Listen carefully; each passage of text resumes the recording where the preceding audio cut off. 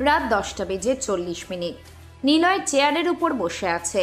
তার পাশেই দুটো মৃতদেহ পড়ে আছে। শক্ত পাকা ফ্লোর তাজা রক্তে ভিজে একাকার। নিলয়ের ডান হাতে পিস্তল আর বাম হাতের আঙুলের ফাঁকে একটা জ্বলন্ত সিগারেট। সে মৃতদেহের পাশে বসে বসে সিগারেট টানছে। আশেপাশে কেউ নেই, থাকবেই বা কি করে? নিলয় এখন যেখানে অবস্থান করছে সেখানে মানুষজনের চলাচল খুব কম। বলতে গেলে মানুষজন যায়ই না। না যাওয়ার অবশ্য একটা কারণ আছে, সেটা হলো লোকজন বলাবলি করে এখানে নাকি ভূত প্রেত আত্মা থাকে। নিলয় এগুলোতে বিশ্বাস করে না, তাই সে প্রতিদিন এখানে আসে। মূলত তার এখানে আসার একটাই উদ্দেশ্য, আর তা হলো মানুষ খুন করা। নিলয় পেশাদার মাস্তান, টাকার বিনিময়ে মানুষ খুন করে বেড়ায়। আজকে নিয়ে সে এই পর্যন্ত 297টা খুন করেছে, কিন্তু তার নামে এখনো পুলিশ কেস হয়নি। কেস হবে কি করে? নিলয় তো মানুষ খুন করে রাতের আধারে।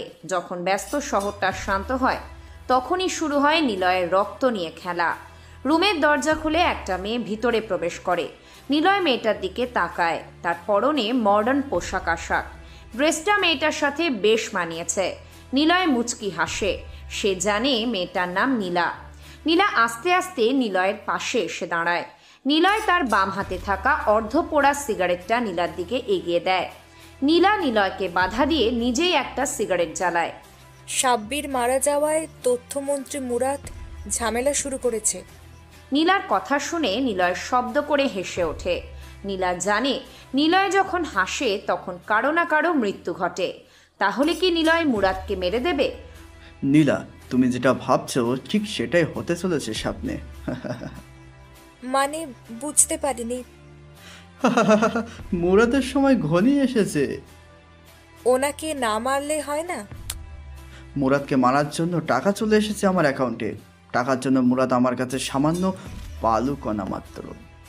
তোমার কাছে টাকাই কি সব? সম্পর্কটা কিছু নয় কি? টাকার বিনিময়ে আমি আমার জন্মদাতা পিতাকে মেরে দিতেও পিছুপা হব না। সেখানে সম্পর্ক তো দূরের কথা। কিন্তু নিলয় সম্পূর্ণ কথাটা শেষ করতে পারেনি নীলা। নিচে পড়ে থাকা একটা ছেলের প্যান্টের পকেটে মোবাইল ফোনটা বেজে ওঠে। নীলা নিলয়ের দিকে তাকায়। নিলয় ঠোঁটের কোণে সিগারেট ঝুলিয়ে ছেলেটার প্যান্টের পকেট থেকে মোবাইলটা বের করে হাতে নেয়। সে দেখতে পায় যে মোবাইল স্ক্রিনে বস নামটা ভেসে উঠেছে। নিলয় কলটা রিসিভ করে লাউড স্পিকারে দেয়। ওই পাশ থেকে কেউ একজন বলে ওঠে, আমার কল রিসিভ করেছিস? মানে তোরা দুজন এখনো বেঁচে আছিস? আর নিলয় হয়তো মৃত্যুর সাথে পাঞ্জা লড়ছে। নিলয় আর নীলা দুজনেই বুঝে গিয়েছে যে এটা মুরাদেরই কণ্ঠস্বর। নিলয় কোনো কথা বলে না, চুপ করে আছে। ওই পাশ থেকে আবারও শোনা যায়, কি হলো, কথা বলছিস না কেন? মেরে দিয়েছিস তো নিলয়কে? হ্যালো? আমাকে মারার জন্য দুজন লোক যথেষ্ট নয়। মুরাদ, তোর মৃত্যুর টিকিট কনফার্ম। এখন শুধু গাড়ি আসার পালা। রেডি থাকিস। মুরাদকে কথাটা বলেই নিলয় কল কেটে দেয় আর ফোনটা নিচে ফেলে দেয়। নীলা বসা থেকে উঠে দাঁড়ায়। তার সিগারেট প্রায় শেষের দিকে। সে সিগারেটে একটা লাস্ট টান দিয়ে নিলয়কে উদ্দেশ্য করে বলে ওঠে, সাবধানে থেকো নিলয়। শহরে নতুন অফিসার এসেছে। শুনেছি সে নাকি আসামি ধরতে খুব ভালো মাইন্ড গেম খেলে। আমাকে সাবধান না করে তুমি যে ওই অফিসারকে সাবধান করো, কারণ আমি অতি সহজে কাউকে ছেড়ে দেই না। নিলয় রুমের দরজা খুলে বাইরে বেরিয়ে যায়। নীলা এখনো দাঁড়িয়ে আছে লাশগুলোর পাশে। সে সময় নষ্ট না করে পিছন থেকে কিছু একটা বের করে লাশগুলোর পাশে রেখে বেরিয়ে যায় রুম থেকে। ঘড়িতে সময় সকাল 10:20। রকি আরেকবার নিজের হাত ঘড়ির দিকে তাকায়। সময়ের সাথে পরিবেশটা কেমন যেন খাপ খাচ্ছে না। মাথার উপরের গনগনে সূর্য লুকিয়ে আছে আবছা মেঘের আড়ালে। রকি তার ক্লাসে প্রবেশ করে। তার চোখ জোড়ায় ক্লান্তির ছাপ স্পষ্ট বোঝা যাচ্ছে। মনে হচ্ছে রাতে প্রশান্তির ঘুম তার চোখে হানা দেয়নি। কি কারণ? রকির মতো ছেলের কি কাজ থাকতে পারে? এটা তো একমাত্র রকিই বলতে পারবে। রকি গিয়ে সর্বশেষ বেঞ্চে বসে পড়ে। এটাই যেন তার নির্দিষ্ট স্থান। সে আশেপাশে তাকায়। হাতে গোনা 2-3 জন স্টুডেন্ট ছাড়া কেউ নেই। মস্ত বড় ক্লাসটা একদমই ফাঁকা। রকি তার ব্যাগের চেনটা খুলে ভিতর থেকে একটা টেপ রেকর্ডার বের করে হাতে নেয়। টেপ রেকর্ডারটা খুবই পুরনো মনে হচ্ছে, কিন্তু খুবই দামি। রকি রেকর্ডারটা ব্যাগে রেখে দেয়। সে মন খারাপ করে জানলা দিয়ে বাহিরের দিকে তাকায়। কিছুই ভালো লাগছে না রকির। কি করলে যে তার মন ভালো হবে সেটাও বুঝতে পারছে না সে। এই পেছনের বেঞ্চের ছিলে, দাঁড়াও তুমি। চিকন মেয়েলি কণ্ঠস্বর শুনে রকি বাহিরের দিক থেকে দৃষ্টি সরিয়ে কণ্ঠস্বরের মালিকের দিকে তাকায়। হলদে কালারের শাড়ি, চিকনা পাতলা কোমরের গড়নের একটা মেয়ে বুকে বই নিয়ে দাঁড়িয়ে আছে। রকি আরেকবার আশেপাশে তাকায়। ক্লাসরুমটা সম্পূর্ণ স্টুডেন্ট দিয়ে পরিপূর্ণ, কিন্তু কখন এরা ক্লাসে এসেছে রকি টের পর্যন্ত পায়নি। রকি সেগুলো চিন্তা না করে দাঁড়িয়ে যায়। শাড়ি পরা মেয়েটা রকির দিকে এগিয়ে আসে। তিনি রকির মাথা থেকে পা পর্যন্ত স্ক্যান করে বলতে থাকেন, আমার ক্লাসে মনে হয় এই প্রথম এসেছো। আপনার ক্লাস মানে? ও, তুমি তো নতুন, সেহেতু জানো না আমি কি। আমি তোমার ক্লাসের টিচার, আরিফা ইসলাম নদী। রকি ভয়কাতুর দৃষ্টিতে তাকায় আরিফা ম্যাডামের দিকে। আরিফা মুচকি হেসে জিজ্ঞেস করে, পরিচয় পর্ব শেষ করি তোমার সাথে। নাম কি তোমার? আমার নাম রাফি হাসান রকি। তা তুমি এর আগে কোন ভার্সিটিতে ছিলে? রাজশাহী বিশ্ববিদ্যালয় থেকে টিসি নিয়ে এসেছি। আরিফা তীক্ষ্ণ দৃষ্টিতে তাকায় রকির দিকে। তাকাবে নাই বা কেন? ছেলেটা নাকি রাজশাহী বিশ্ববিদ্যালয়ে পড়াশোনা করত, কিন্তু তার পরিধানের জামা কাপড়ের সাথে তার কোনো প্রকার মিল নেই। রকি ম্যাডামের এভাবে তাকানোর মানে কিছুটা বুঝতে পারছে। তার কারণ রকির মস্তিষ্ক তীব্র গতিতে মানুষের চোখের ভাষা বুঝতে পারে। তোমার ড্রেসের এমন অবস্থা কেন? রকি মুচকি হাসে, যে হাসিতে রয়েছে প্রশান্তির একটা ছাপ। আজকে প্রথম কেউ রকির সামনে দাঁড়িয়ে তার ড্রেস আপের সম্পর্কে শান্তভাবে প্রশ্ন করছে। রকি উৎফুল্ল মেজাজে বলতে থাকে, জীবনে যে কোনোদিন দুঃখ ভোগ করেনি তার পক্ষে দুঃখীর দুঃখ উপলব্ধি করা সম্ভব নয়। যে ব্যক্তি সারা জীবনে পাচিচ্য ও বিলাসের মধ্যে জীবনযাপন করে সে কি করে গরিবের অন্তর্জ্বালা অনুভব করবে? কঠোর পরিশ্রম করে টাকা উপার্জন করতে হয় আমাকে। উপার্জনের পরিমাণ স্বল্প আকারের, অল্প টাকা দিয়ে মাস চলতে হয়। ছড়িয়ে যাচ্ছে। হঠাৎ এমন হাওয়ার আভাস মিলেছে, মানে কাছাকাছি কোথাও হয়তো বৃষ্টি হচ্ছে। সবকিছুতে এক অদ্ভুত ভালো লাগা আর স্বস্তি নিয়ে এসেছে। পরিবেশটা বেশ রোমান্টিক আর উপভোগ করার মতো। জান্নাত এসে ব্যালকনিতে দাঁড়িয়েছে, হাতে তার কফির কাপ। তীব্র গরম কফির কাপ থেকে বাষ্প আকারে ধোঁয়াগুলো নিস্তব্ধ হাওয়ায় মিলিয়ে তাকিয়ে আছে। আকাশে সূর্য নেই, তাই লোকজন হাতে ছাতা নিয়ে বের হয়েছে। কখন জানি আকাশ ফেটে বৃষ্টি পড়া শুরু হয়, কিন্তু রকির মনে হচ্ছে আজকে কোনো অবস্থায় বৃষ্টি হবে না। বৃষ্টি হলে রকির সবচেয়ে পছন্দের মধ্যে একটা হলো রাতের আঁধারে বৃষ্টি ভেজা কখনো নতুন আগন্তুক হয়ে পথহারা পথিক হয়ে যাওয়া। আরিফা ম্যাডাম কিছুক্ষণ পর পর রকির দিকে তাকাচ্ছে। রকি অবশ্য এটা বেশ ভালো করেই খেয়াল করছে। ক্লাস শেষে ম্যাডাম রকির দিকে একবার তাকিয়ে বেরিয়ে যায় ক্লাস থেকে। রকি বেঞ্চের উপর থেকে ব্যাগটা কাঁধে নেয়। সাথে সাথে কিছু ছেলে এসে রকির সাথে মজা করা শুরু করে। কেউ রকির চুল টানাটানি করছে, কেউ আবার রকির ব্যাগ ধরে।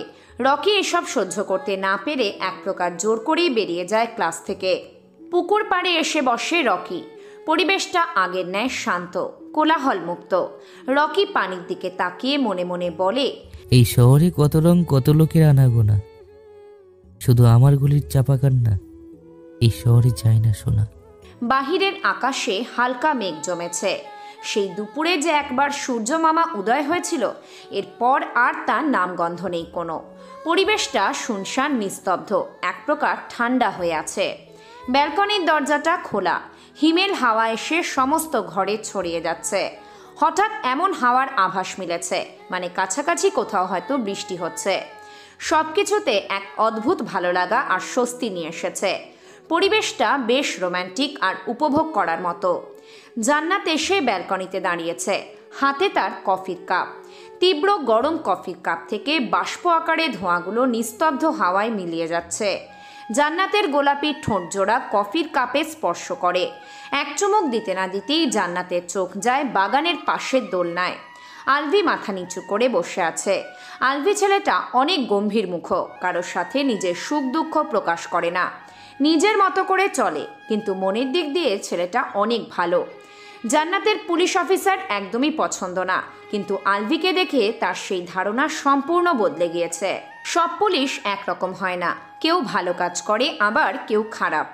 জান্নাত আলভির মধ্যে একজন ভালো পুলিশ অফিসারের নীতিমালা দেখেছে। শুধু তাই না, আলভি দেখতে অনেক সুন্দর, বড় বড় চোখ, মুক্তোর মতো মানিক, সরু নাক, সুন্দর কালো চুল, জিম করা ফিগার, মুখে চাপদাড়ি, গোলাপি ঠোঁট, আর একটু রাগলে আরও আকর্ষণীয় দেখায়। একটা মেয়ে মানুষের মনে সুপ্ত অনুভূতি তৈরি করতে তার মুচকি হাসি যথেষ্ট।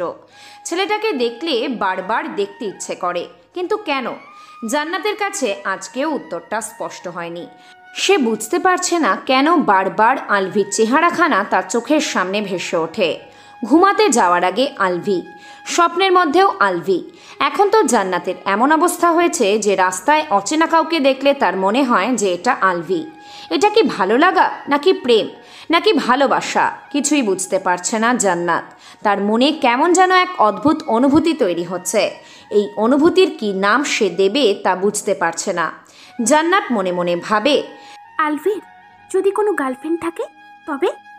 জান্নাত চায় না তার পবিত্র অনুভূতির গায়ে যেন কোনো কষ্টের আঁচড় লাগে, তাই সে এই অজানা অনুভূতির নাম দিতে চায় না। বৃষ্টি শুরু হয়েছে, বাহিরের বাতাস অনেকটা কমে গিয়েছে। বৃষ্টির পরিমাণ একটু বেশি হওয়ায় আলভি দোলনা থেকে দৌড়ে ঘরে চলে আসে। জান্নাত তার ডান হাতটা বৃষ্টির পানিতে স্থির করে রাখে। আশেপাশে তীব্র গতিতে বৃষ্টি হচ্ছে, তার একটা মনোমুগ্ধকর শব্দ হৃদয়টাকে ছুঁয়ে যায়। গতকাল রাতে প্রচুর বৃষ্টি হয়েছে, যার কারণে শহরের রাস্তাগুলোতে পানি জমে আছে। আজ অবশ্য আকাশের অবস্থা খারাপ নয়, মোটামুটি বেশ ভালোই। রকি গুলিস্তানের রাস্তা দিয়ে হেঁটে যাচ্ছে, তার কাঁধে স্টুডেন্ট ব্যাগ, আগের ন্যায় চোখে মোটা ফ্রেমের চশমা লাগিয়ে রেখেছে। সে এখন ভুঁইয়া টেক্সটাইল কোম্পানি লিমিটেডের সামনে দাঁড়িয়ে আছে, কিন্তু তাকে ভিতরে যাওয়ার অনুমতি দিচ্ছে না দারোয়ান। রকি অবশ্য অনেকবারই বলেছে যে তার অনেক প্রয়োজন ভিতরে যাওয়াটা, কিন্তু দারোয়ানের একটাই কথা, এই অফিসের স্টাফ এবং ধনী ধনী লোকেরা ছাড়া অন্য কেউ প্রবেশ করতে পারবে না। রকির এখন ভীষণ রাগ লাগছে, কেননা তার অপেক্ষা করতে মোটেও ভালো লাগে না। সে আরেকবার বিল্ডিংয়ের দিকে তাকায়। অনেক বড় কোম্পানি এটা, বাংলাদেশ এবং অন্যান্য দেশের মধ্যেও এটা অন্যতম। রকি পকেট থেকে মোবাইল ফোনটা বের করে কাউকে কল দেয়। রকির কল করতে দেরি, কিন্তু ওই পাশ থেকে রিসিভ করতে দেরি হলো না। এবারে সে বলে, আপনি জানেন আমার অপেক্ষা করতে ভালো লাগে না। আমি নিচে দাঁড়িয়ে আছি, দারোয়ান আমাকে ভিতরে প্রবেশ করতে দিচ্ছে না। যা করার 2 মিনিটের মধ্যেই করুন। কথাটা বলে রকি কল কেটে দেয়। সে পিছনে ফিরে দারোয়ানের দিকে তাকায়। দারোয়ানের কানে ফোন।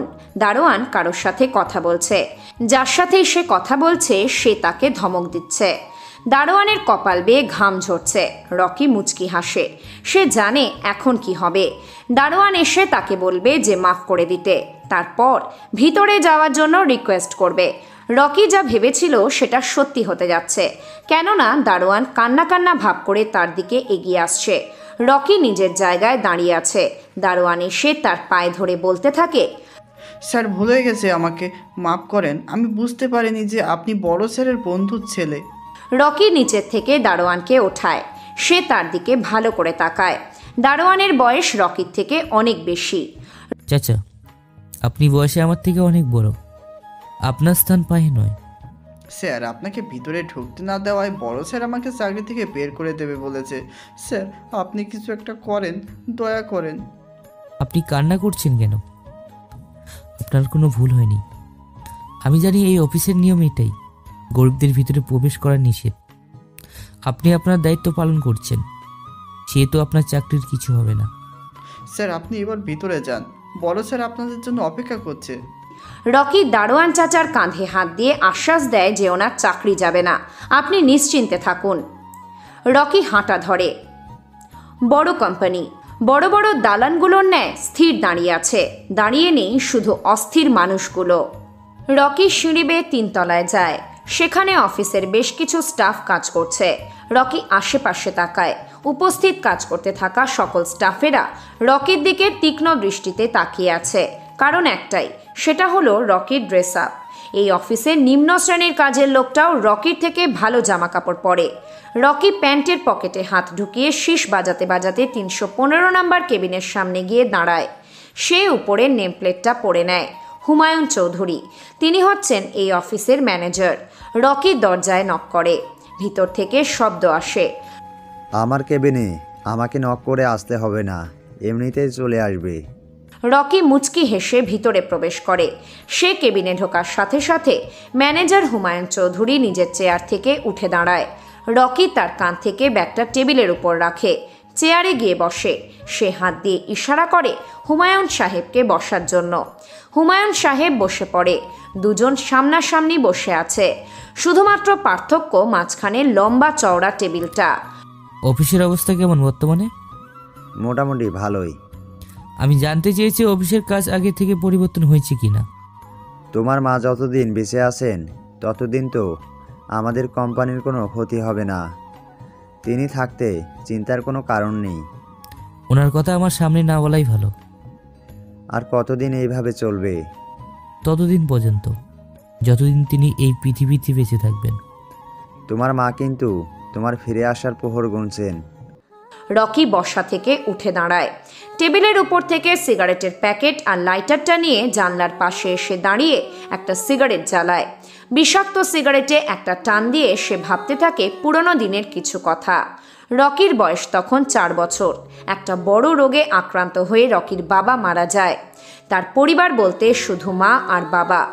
বাবা মারা যাওয়ার পর ছোট রকি একেবারে নিস্তব্ধ হয়ে যায়, কারোর সাথে কোনো কথা বলতো না।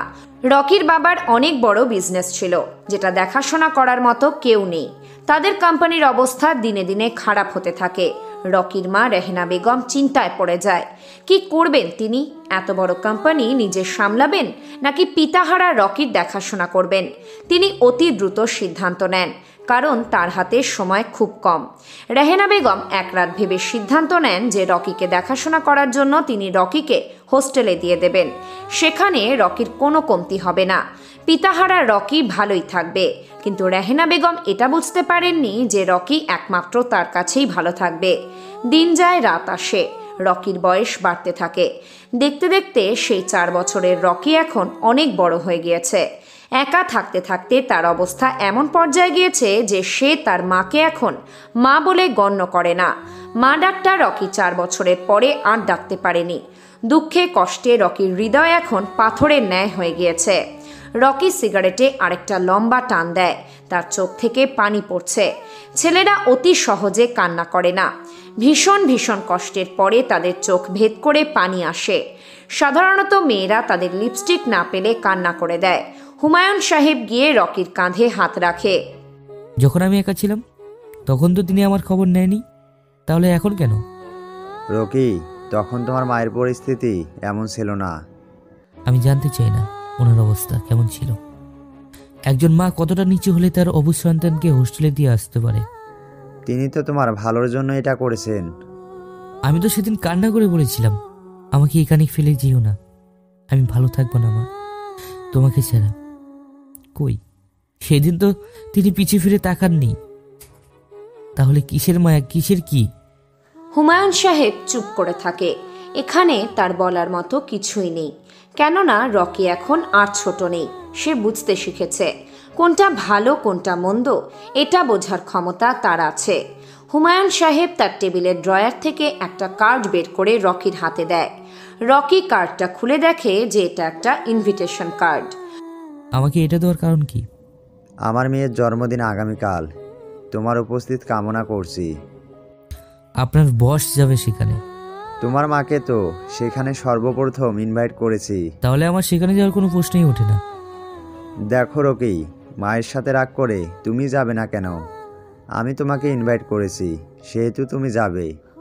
রকি অর্ধপোড়া সিগারেটের অংশটা নিচে ফেলে দেয়। হুমায়ুন সাহেব রকির হাতটা চেপে ধরে। রকি মুচকি হেসে হুমায়ুন সাহেবকে বলে, রকি উপস্থিত থাকবে আগামীকাল। হুমায়ুন সাহেব তৃপ্তিময় হাসি হাসে। এই পর্যন্ত তিনি রকিকে অনেক ফাংশনে ডেকেছেন, কিন্তু রকি আসেনি তার মায়ের জন্য। কিন্তু এবারে রকির মত চেঞ্জ হয়েছে। তার মস্তিষ্ক কখন কি ডিসিশন নেয় সেটা কেউ জানে না, একমাত্র রকি ছাড়া। আমি জানি রকির কণ্ঠনালী থেকে কারো প্রতি দেওয়া কথা মানে সেটা সম্পূর্ণ হওয়া। অপেক্ষায় থাকবো তোমার জন্য। রকি নিঃশব্দে হেসে টেবিলের উপর থেকে ব্যাগটা কাঁধে নিয়ে কেবিনের দরজার দিকে অগ্রসর হয়। অজানা পথের পথিক মাত্র রকি। তার জীবনটা মরুভূমির মরীচিকার ন্যায় হয়ে গিয়েছে। রকি বের হয় কেবিন থেকে। অনেকে রকির দিকে অবাক দৃষ্টিতে তাকিয়ে আছে, কেননা এই অফিসের ম্যানেজারের রুমের ভিতর ঢোকা সহজ ব্যাপার নয়। অনেক বড় বড় ব্যবসায়ীরা এসে ফিরে যায়, সেইখানে রকির মতো একটা ছেলে কি করে গেল ম্যানেজার স্যারের রুমে? সকলের দৃষ্টি রকির দিকে, আর রকির দৃষ্টি সামনের দিকে। এই পৃথিবী কখনো খারাপ মানুষের খারাপ কর্মের জন্য ধ্বংস হবে না।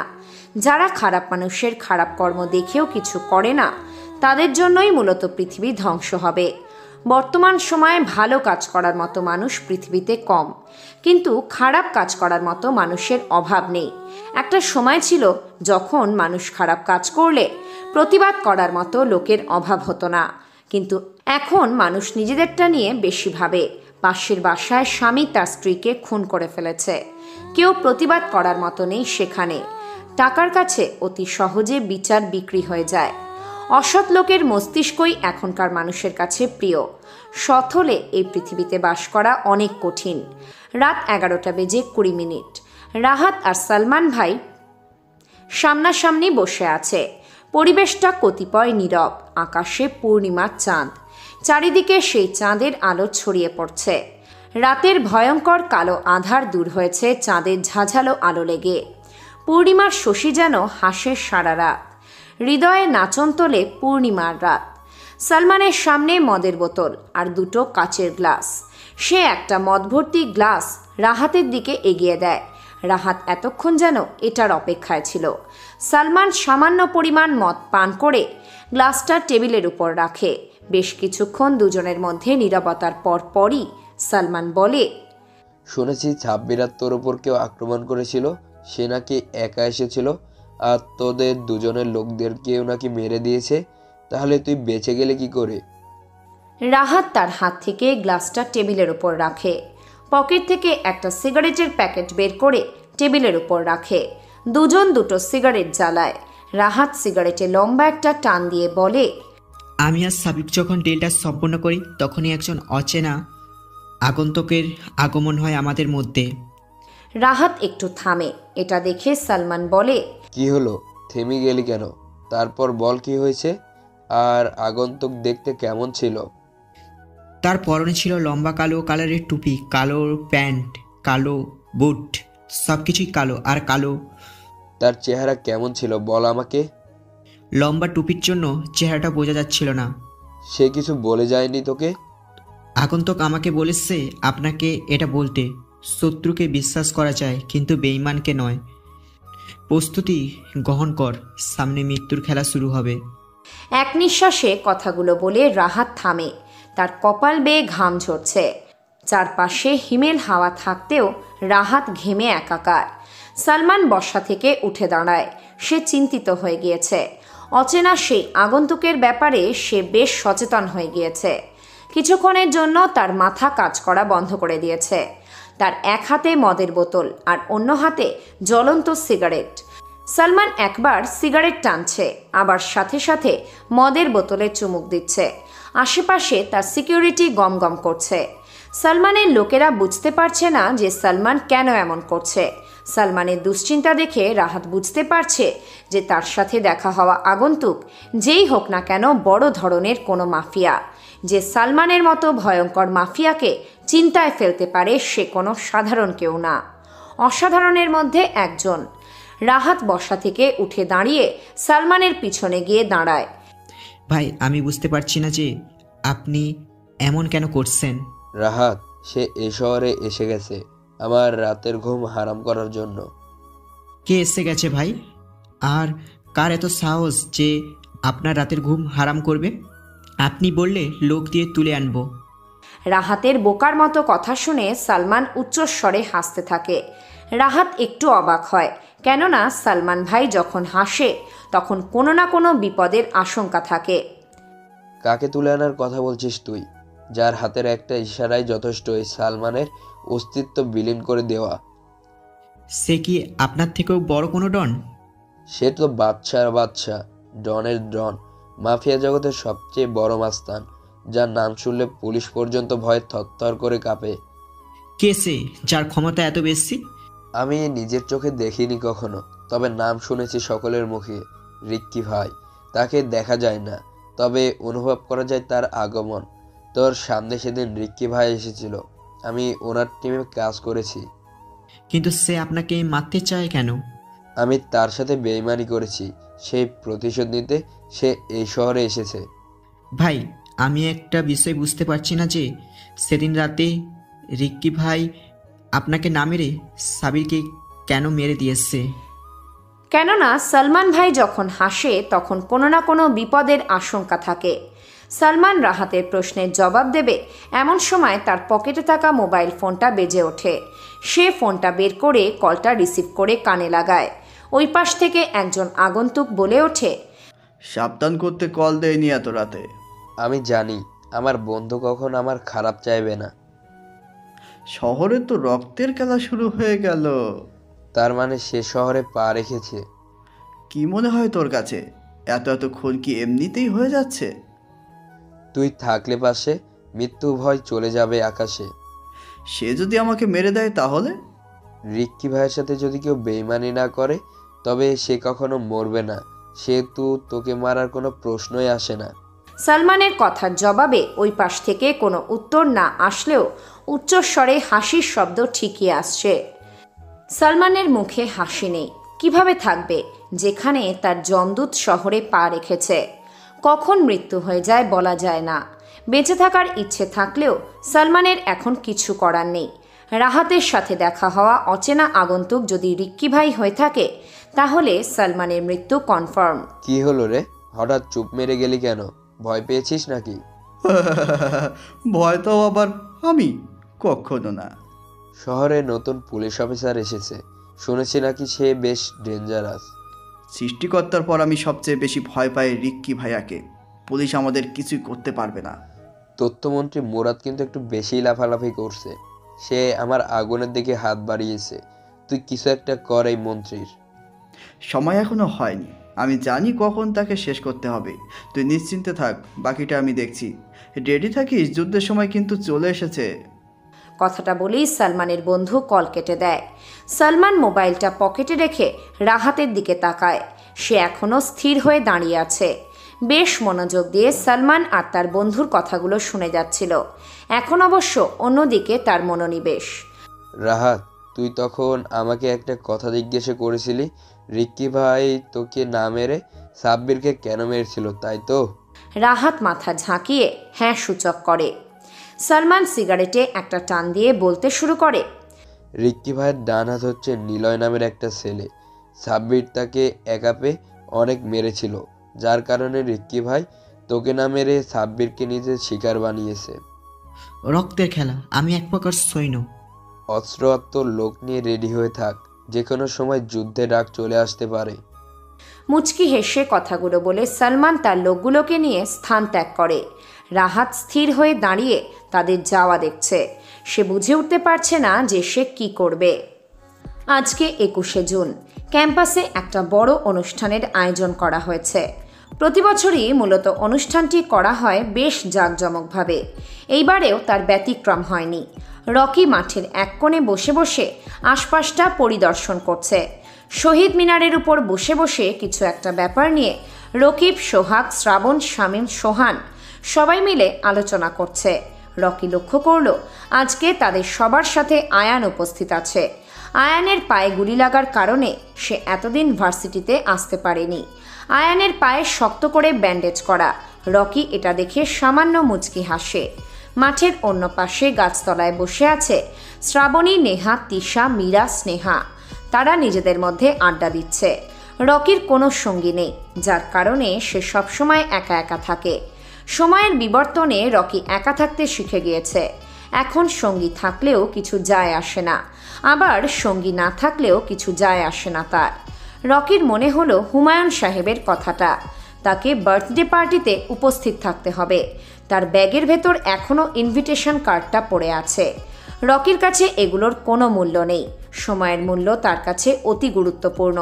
শুধু রকি নয়, অন্যান্য মানুষের কাছে সময়ের মূল্য অনেক বেশি। ক্যাম্পাসের গেট দিয়ে R15 নিয়ে একটা ছেলে প্রবেশ করে। তাকে দেখে বোঝা যাচ্ছে যে সে বড়লোক বাবার একমাত্র আদরের সন্তান। পরনে তার হলুদ কালারের শার্ট, স্টাইলিশ ছেঁড়া প্যান্ট, চোখে স্টাইলিশ কালো চশমা, হাতে দামি ঘড়ি, স্ট্রেট চুল, মুখে চাপদাড়ি, সাথে লেগে আছে এক চিলতি মুচকি হাসি। বেশ দেখতে ছেলেটাকে। সব মেয়েদের মুখে এখন ছেলেটার প্রশংসা। কত কিউট, হ্যান্ডসাম, নানা ধরনের নানান কথা। ছেলেটা বাইক পার্ক করে বাইকের চাবি ঝাঁকাতে ঝাঁকাতে শহীদ মিনারের সামনে দিয়ে যাচ্ছিল। তখন পিছন থেকে শামীম তাকে ডাক দেয়, হেই ম্যান, এইদিকে আসো। ছেলেটা চাবি ঝাঁকানো বন্ধ করে পিছন ফিরে তাকায়। 6টা ছেলে শহীদ মিনারের উপর বসে আছে। এর মধ্যে থেকে কে তাকে ডাক দিয়েছে সেটা বুঝতে পারছে না। তবুও সে ছেলেগুলোর দিকে এগিয়ে যায়। আমায় ডাকার কারণ কি? আমাদের ক্যাম্পাসে নতুন এসছে, তাই পরিচয় হওয়ার জন্য ডেকেছি। ও, আমি নিলয়। সম্পূর্ণ নাম হচ্ছে নিলয় হাসান নীল। একে একে সবাই নিলয়ের সাথে হাত মিলিয়ে নিজেদের ছোট পরিচয়গুলো দেয়। নিলয় বেশ মিশুক স্বভাবের। ক্যাম্পাসে আসার সাথে সাথে রকিবের গ্যাংয়ের সাথে বন্ধুত্ব তৈরি করে ফেলেছে। দূর থেকে বেশ ভালো করেই রকি লক্ষ্য করছে বিষয়টা।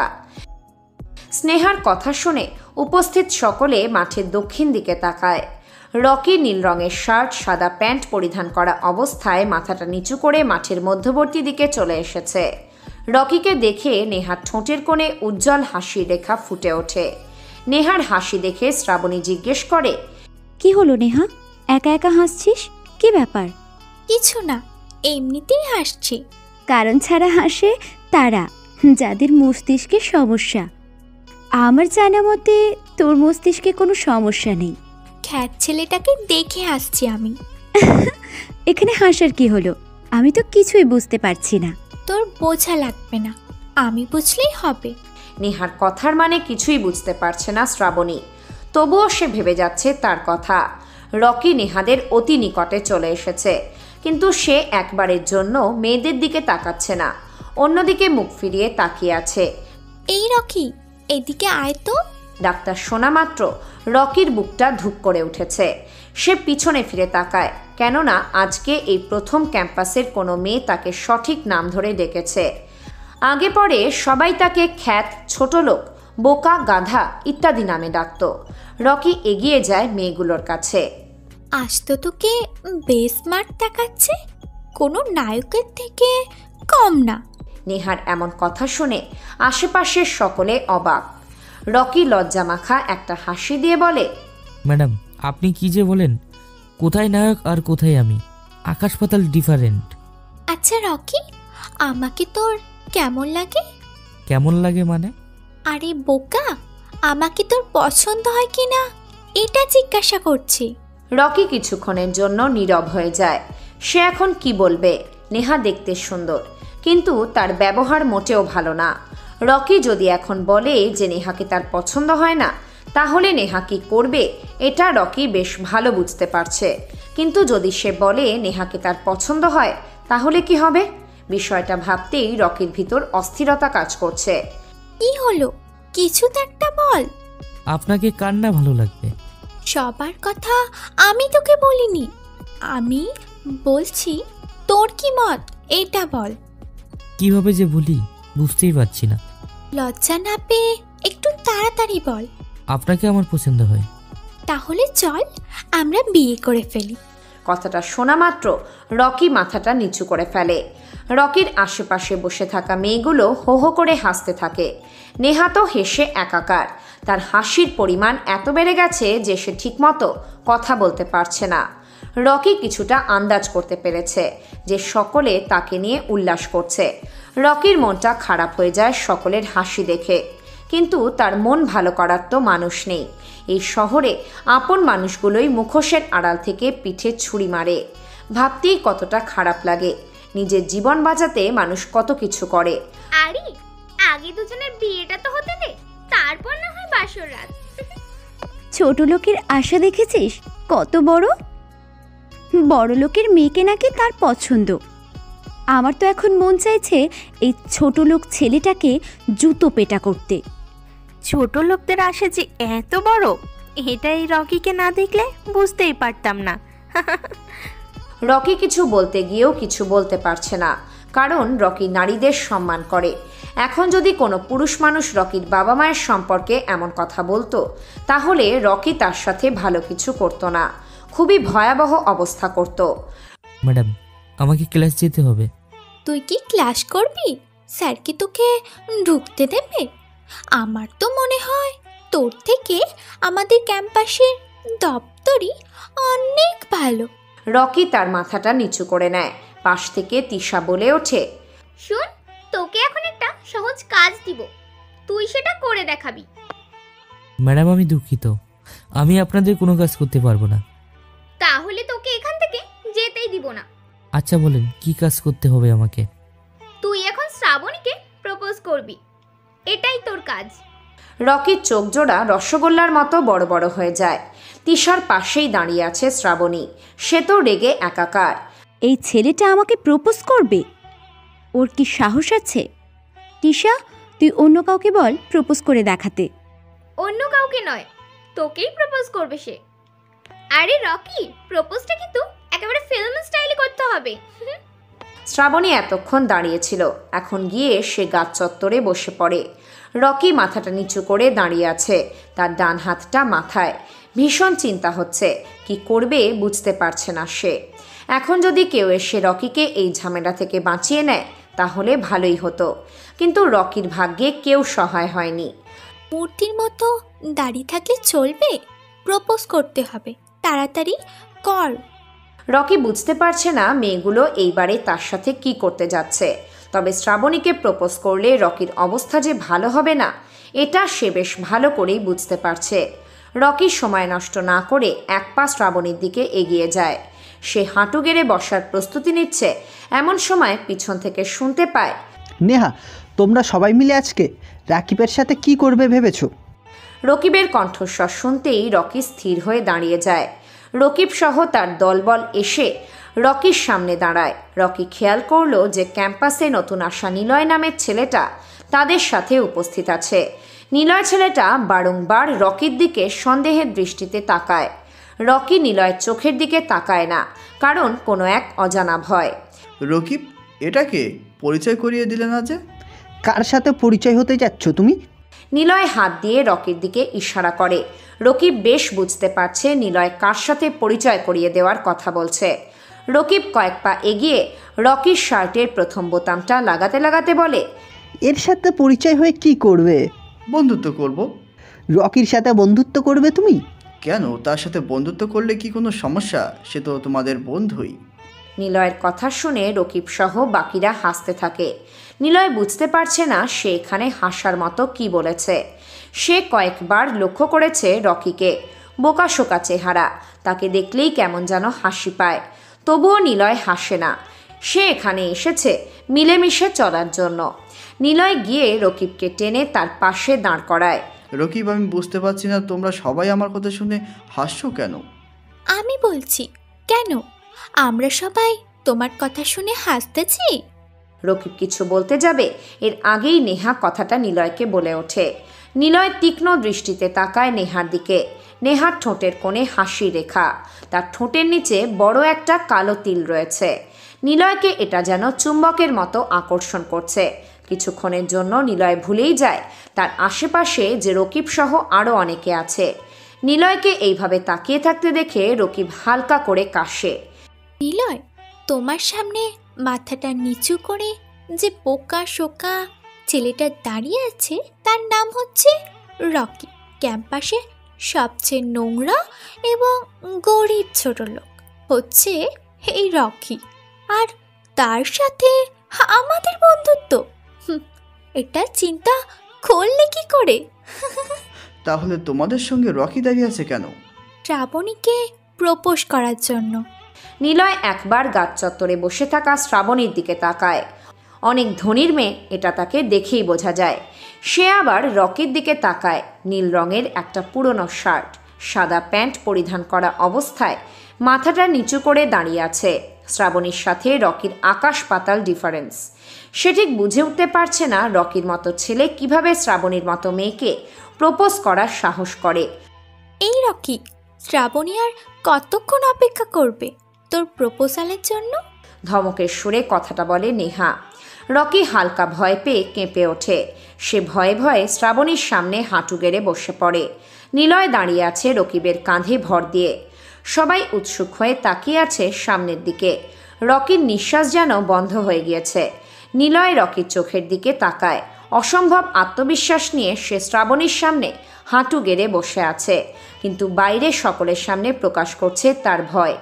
নিলয় এবারে বেশ বুঝতে পারছে রকি কোন রহস্যময় শহরের কীটপতঙ্গ, যার চোখের দৃষ্টি দুই কথা বলে। রকি নিজেকে প্রস্তুত করে, হাত দুটো শ্রাবণীর দিকে বাড়িয়ে দেয়। মাথা কিছুটা ঝুঁকে মোটা ফ্রেমের চশমা খুলে শ্রাবণীর চোখে চোখ রেখে হঠাৎ করেই বলে ওঠে, ভালোবাসা কি আমি এটা জানি না। চোখ জোড়া সেকেন্ডের জন্য বন্ধ করলেই তোমার মায়াবী চেহারা ভেসে ওঠে। যদি সম্ভব হতো তাহলে আমি সারাক্ষণ চোখ জোড়া বন্ধ করে তোমার কল্পনাই করতাম। তোমার ঠোঁটের মিষ্টি হাসি আমি বড্ড ভালোবাসি। তোমাকে নিয়ে আমার মনের অফুরন্ত আশা। হৃদয়ের ক্যানভাসে তোমার রঙিন দিয়ে আঁকা ছবি, সেই ছবিটি বলে শুধু তোমায় ভালোবাসি। শ্রাবণী, আমি তোমাকে ভালোবাসি কিনা জানি না, তবে আমার হৃদয়ে তোমার অস্তিত্ব অপরিসীম। হাঁটু গেড়ে এখনো আগের অবস্থায় বসে আছে রকি। তার চোখ জোড়া হতে দুফোঁটা অশ্রু ঝরে পড়ে। বাম হাত দিয়ে সে চোখ জোড়া মুছে নেয়। কম বেশি সবাই অবাক। কেউ ভাবতে পারেনি রকি এমন করে শ্রাবণীকে প্রপোজ করবে। শ্রাবণী এক দৃষ্টিতে তাকিয়ে আছে রকির দিকে। তার চোখ জোড়া কেমন যেন মায়াবী, শুধু তাকিয়ে থাকতে ইচ্ছে করে। ছেলেদের চোখ এত মায়াবী হয় এটা শ্রাবণী আগে কখনো লক্ষ্য করেনি। এই প্রথম রকির চোখে চোখ রেখে সে বুঝতে পেরেছে এটা তার নতুন অনুভূতির বহিঃপ্রকাশ ঘটেছে। বসা থেকে উঠে দাঁড়ায় শ্রাবণী। কাউকে কিছু না বলে জায়গাটা ত্যাগ করে সে। পিছন থেকে অবশ্য নেহা, তিশা, মীরা ডেকেছিল, কিন্তু শ্রাবণী একবারের জন্য পিছন ফিরে তাকায়নি। তোর নায়িকা তো চলে গেছে, এখনো কি বসে থাকার ইচ্ছে নাকি? রকি প্যান্ট থেকে ময়লা পরিষ্কার করে সোজা হয়ে দাঁড়ায়। চোখে চশমাটা লাগিয়ে প্রথমে নিলয়ের দিকে সরু দৃষ্টিতে তাকায়। নিলয় ঠোঁট বাঁকা করে মুচকি হাসে। রকি হাসে না, কারণ ছাড়া সে খুব কম সময় হাসে। অকারণে হাসা মানে বোকার পরিচয় নিজের থেকে দেওয়া। রকি কাউকে কিছু না বলে পাশ কাটিয়ে নিঃশব্দে চলে যায়। গাছের নিচে রয়ে যায় বাকিরা। নিলয় রকিবকে টেনে ক্যাম্পাসের পিছনের দিকে নিয়ে এমন একটা কথা বলে যা শুনে রকিবের ভিতর ভয় কাজ করে আর ভীষণ রাগ লাগে। নিলয়, তুমি আমাকে এখানে নিয়ে আসলে কেন? নিলয় রকিবকে টানতে টানতে ক্যাম্পাসের পিছনের দিকে নিয়ে আসে। এখন দুজন লম্বা পুকুর পাড়ে দাঁড়িয়ে আছে। নিলয় রকিবের হাতটা চেপে ধরে। তার ভিতর কেমন যেন অস্থিরতা কাজ করছে। রকিব বুঝতে পারছে না নিলয় কেন এমন করছে, তাই সে নিলয়কে জিজ্ঞেস করে, কি হয়েছে নিলয়, বলো আমাকে, এমন করছো কেন? কোনো সমস্যা? কিভাবে যে তোমায় বলি বোঝাতে পারছি না। আরে বলে ফেল, সমস্যা নেই, আমরা তো বন্ধু, তাই না? রকিব, ক্যাম্পাসের ওই মেয়েটাকে আমার ভীষণ ভালো লেগেছে।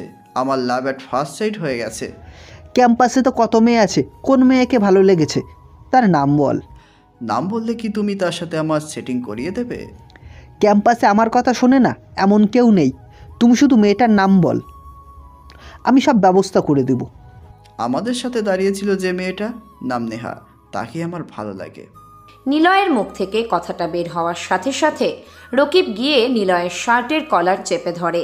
নিলয় বোকা মনে যায় রকিবের কাণ্ড দেখে। নিলয় মনে মনে হাসে আর বলে, এটা কেমন ব্যবহার রকিব? তোমার থেকে তো এটা আশা করিনি আমি। নেহা শুধু আমার, নেহাকে ভালো লেগেছে এটা তুমি তোমার মাথা থেকে ঝেড়ে ফেলে দাও। এটা ভালো করেই বলতে পারতে শান্ত হয়ে, এমন ব্যবহার করার প্রয়োজন ছিল না। নেহাকে আমি অনেক ভালোবাসি, যার কারণ নয় তার সামান্যয় কেউ কোনো বাজে মন্তব্য করলে আমার মাথা ঠিক থাকে না। আরে প্যারা নাই, চিল থাক, নেহা তোমারই থাকবে। নিলয় শ্রাবণীকে পছন্দ হয়, তাকে পছন্দ হলে আমাকে শুধু বলবে, আমি ব্যবস্থা করে দেব। নেহাকে তো আমার চাই, সেটা যে কোনো মূল্যে, এক রাতের জন্য হলেও। রকিব জানে না সে কার শার্টের কলার ধরেছে, এর পরিণাম কত ভয়াবহ হতে চলেছে। কি ব্যাপার নিলয়, একা একা মুচকি হাসছো কেন? নিশ্চয়ই শ্রাবণীর কথা ভাবছো, তাই না? শ্রাবণী মেয়েটাও খারাপ না, উজ্জ্বল সৌন্দর্যের অধিকারী। তাহলে কি তাকে বলবো কথাটা? প্রয়োজন নেই, আমি নিজেই বলবো তার সামনে যেয়ে। যেমনটা তোমার ইচ্ছে। দুজনের মধ্যে নীরবতা চলছে, কেউ কিছু বলছে না, শুধু পায়ের সাথে পা মিলিয়ে হেঁটে যাচ্ছে। দুজনের মাথায় ভিন্ন চিন্তা ঘুরপাক খাচ্ছে। কেউ ভাবছে নিজের প্রিয় মানুষটার কথা, আবার কেউ ভাবছে কিভাবে অন্যের প্রিয় মানুষটাকে কেড়ে নেওয়া যায়। হঠাৎ নিলয়ের প্যান্টের পকেটে থাকা মোবাইলটা বেজে ওঠে। তার বুক কিছুটা কেঁপে ওঠে স্ক্রিনে ভেসে থাকা নাম্বারটা দেখে। সে বুঝতে পারছে না যে এই সময় কেন তিনি কল দিয়েছেন। সে কল রিসিভ করে না দেখে পাশ থেকে রকিব মুচকি হেসে বলে, রিসিভ করে কথা বল। রকিব, তুমি শহীদ মিনারে যেয়ে বসো, আমি কিছুক্ষণের মধ্যে সেখানে আসছি। রকিবকে আর কিছু বলতে না দিয়ে নিলয় মোবাইলটা হাতে নিয়ে দৌড় দেয়। সে এসে ক্যাম্পাসে নীরব জায়গায় থামে। আশেপাশে তাকিয়ে একবার দেখে নেয় কেউ আছে কিনা। কেউ নেই। নিলয় কয়েকবার নিঃশ্বাস ফেলে সেই পরিচিত নাম্বারে কল দেয়। সাথে সাথে ওই পাশ থেকে কলটা রিসিভ হয়ে যায়। নিলয় নিজেকে স্বাভাবিক করে বলে, ভাই কেমন আছেন আপনি? আমি সবসময় ভালো থাকার চেষ্টা করি। ভাই, এই অসময়ে কল দেওয়ার কারণটা কি জানতে পারি? রিক্কি ভাই কখনো কাউকে কারণ ব্যাখ্যা করে না, যা বলে সেটাই কারণ হয়ে যায়। তথ্যমন্ত্রী মুরাদের মৃত্যুর সংবাদ আমি কবে পাবো? আমি লোক লাগিয়ে দিয়েছি, অতি দ্রুত একটা ভালো সংবাদ আপনার কানে পৌঁছে যাবে। সেটার অপেক্ষায় বসে আছি। আর সালমানের কোনো খোঁজ পেয়েছিস? শালাকে চোখের সামনে পেলে জীবিত মাটি চাপা দিয়ে দেব। সেটার সময় হলেই দেখা যাবে। কলটা কেটে যায়। নিলয় এতক্ষণ রিক্কি ভাইয়ের সাথে কথা বলছিল, যে কিনা মস্ত বড় ডন। ছোট বড় সব মাস্তান তাকে জমের মতো ভয় পায়, কিন্তু সে সৃষ্টিকর্তা ছাড়া অন্য কাউকে ভয় পায় না। তাকে আজ পর্যন্ত রিক্কি ভাই পরিচয়ের সামনাসামনি কেউ দেখেনি। তার যেমন রয়েছে ক্ষমতা, ঠিক তেমনই রয়েছে শত্রু। যাকে কেউ দেখেনি তাকে কিভাবে ধ্বংস করবে, কিন্তু সে তার শত্রু নির্মূল করতে ব্যস্ত। নিলয় ভেবে শহীদ মিনারের উপর বসে থাকা রকিবদের দিকে নিঃশব্দে এগিয়ে যায়। রাত প্রায় 2টোর কাছাকাছি। আশেপাশে আবছা অন্ধকারে ছেয়ে গেছে ব্যস্ত শহরটা। সেই অন্ধকার দূর করতে রাস্তার পাশের ল্যাম্পপোস্টও ব্যর্থ। মানুষের জীবনটাও ঠিক এমন, কেমন যেন বোঝার ক্ষমতা কারও নেই। কখন মৃত্যু, কখন জীবিত, কে জানে। যখন ইচ্ছে বাঁচো, যখন ইচ্ছে মরো। আপন মানুষেরাও খবর নেয় না। নিজের দেহের কাছে আত্মাটাই আপন, অন্য কেউ নয়। আলোহীন রাতের আধারে একদল মদ পান করা জনগণ ক্লাব থেকে বাইকে করে ফিরছিল। বেশ দামি বাইক। যে চালাচ্ছে তার নাম রাজীব। পিছনে তার 2 বন্ধু সাকিন আর নাসির। 3 জন মিলে কথা বলতে বলতে রাস্তা দিয়ে বাড়ির দিকে যাচ্ছে। হঠাৎ করে রাজীব বাইকটা থামায়। পিছনে বসে থাকা সাকিন রাজীবের পিঠে বাড়ি দিয়ে জিজ্ঞেস করে, এখানে তো আমার বা নাসিরের বাসা না, তাহলে বাইক এখানে কেন থামিয়েছিস? সামনে তাকিয়ে দেখো, কে একজন বসে আছে। রাজীবের কথা শুনে সাকিন আর নাসির এদিকটায় তাকায়। কেউ একজন রাস্তার ঠিক মাঝে বাইক দাঁড় করিয়ে বসে আছে। তার পরিধান করা পোশাক অনেকটা অন্যরকম। লম্বা ফেল্টের টুপি, যার কারণে পুরো ফেসটা বোঝা যাচ্ছে না। শুধু বোঝা যাচ্ছে তার ঠোঁটের কোণে ঝুলে থাকা জ্বলন্ত সিগারেটটা। কাঁধ থেকে হাঁটু পর্যন্ত বিশাল আকারের লম্বা কালো জ্যাকেট। আগন্তুক বাইকের উপর আরাম করে বসে সিগারেট টানছে। রাজীব বাইকে বসে থেকে কয়েকবার হর্ন বাজায়, কিন্তু আগন্তুক আগের অবস্থায় একইভাবে বসে আছে। নাসির বাইক থেকে নামে। এটা দেখে সাকিনও নেমে দাঁড়ায়। রাজীব স্থির হয়ে বসে আছে। আমি আর সাকিন বাইকের পাশে দাঁড়িয়ে আছি। তুই যে জিজ্ঞেস করে এই রাস্তা ব্লক করে কেন এইভাবে বসে আছে। নাসিরের কথা শুনে দ্রুত বেগে রাজীব বাইক থেকে নেমে দাঁড়ায়। সে বেশ কয়েকবার দেখেছে সাকিন আর নাসির কি নিয়ে যেন চোখাচোখি করছে, কিন্তু সে তাদের চোখের ভাষা কিছুই বুঝতে পারছে না। তবুও সে ভয়হীন বালকের মতো বুকটা উঁচু করে আগন্তুকের দিকে এগিয়ে যায়। কি সমস্যা ভাই, এভাবে রাস্তার মাঝে বাইক নিয়ে বসে আছেন কেন? আমাদের জায়গা দেন, আমরা চলে গেলে তারপর আবার এসে রাস্তার মধ্যে বাইক নিয়ে বসে থাকেন। রাজীবের সামনে বসে থাকা আগন্তুক শব্দ করে হাসে। রাজীব ঘাড় ঘুরিয়ে ভালো করে আগন্তুকের দিকে তাকায়। ততক্ষণে আগন্তুকের জ্বলন্ত সিগারেটটা নিচে পড়ে গিয়েছে। রাজীব, চলে যাচ্ছিস কেন? কিছুক্ষণ অপেক্ষা কর। রাজীব অবাক হয়ে পিছনে ঘুরে তাকায় আর আগন্তুকের উদ্দেশ্যে প্রশ্ন ছুঁড়ে দেয়।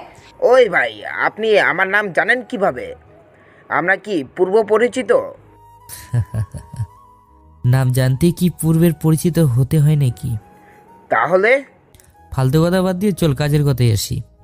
এই মাঝরাতে আপনার সাথে আমার কোনো কাজের কথা থাকতে পারে বলে আমার মনে হয় না। কাজের কথা আছে বলেই তো মাঝরাতে এইভাবে তোদেরকে পথ আটকানো। এতক্ষণ ধরে আমি লক্ষ্য করছি আপনি আমাকে তুই তুই করে ডাকছেন। এটা কিন্তু আমার পছন্দ না। সম্মান দিয়ে কথা বলেন, শেষবারের জন্য বলছি। আমি এমনই, কাকে সম্মান দিতে চাই না। রাজীবের বুঝতে বাকি নেই আগন্তুকও যে মদ পান করে নেশার ঘোরে এখানে এসে এগুলো বলছে।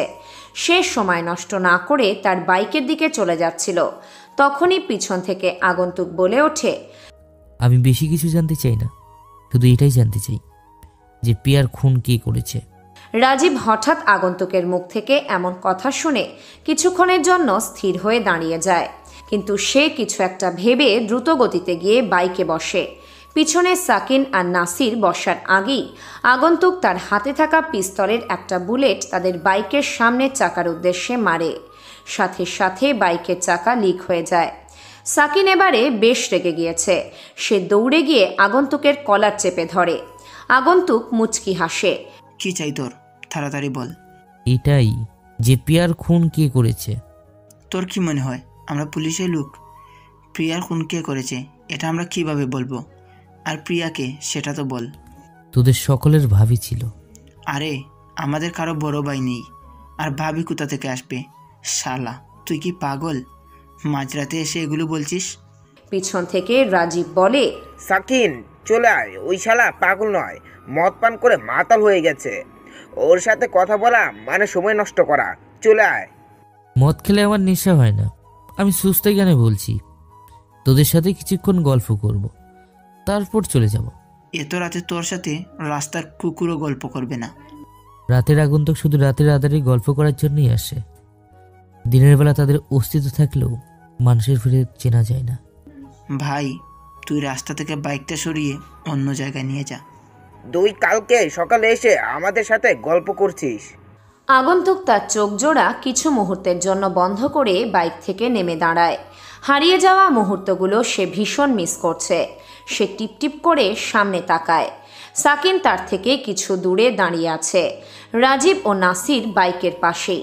আগন্তুক পিস্তলটা রিলোড দিয়ে নেয়। এখন পরিবেশটা তার মন মতো হয়ে গিয়েছে। সে দেরি না করে একটা গুলি করে। পিস্তলের বুলেটটা গিয়ে নাসিরের কপাল বরাবর লাগে। নাসির সাথে সাথে নিচে পড়ে যায়। কেউ কিছু বলবে এর আগেই আগন্তুক শব্দ করে হেসে বলে ওঠে, বন্ধু মারা গেছে, আফসোস করে লাভ নেই। নিজের বাঁচা মরা নিয়ে চিন্তা কর, লাভ হবে। শান্তিতে কথা বলি আমরা। কি জানতে চাস বল। এতক্ষণ তো মনে হয় শান্তিতেই কথা বলছিলাম। অতীত ভুলে বর্তমান নিয়ে চিন্তা করি। কে মেরেছে প্রিয়াকে? প্রথমে বল প্রিয়াকে। রিক্কি ভাইয়ের গার্লফ্রেন্ড। কথাটা শোনা মাত্র সাকিন 2 কদম পিছিয়ে যায়।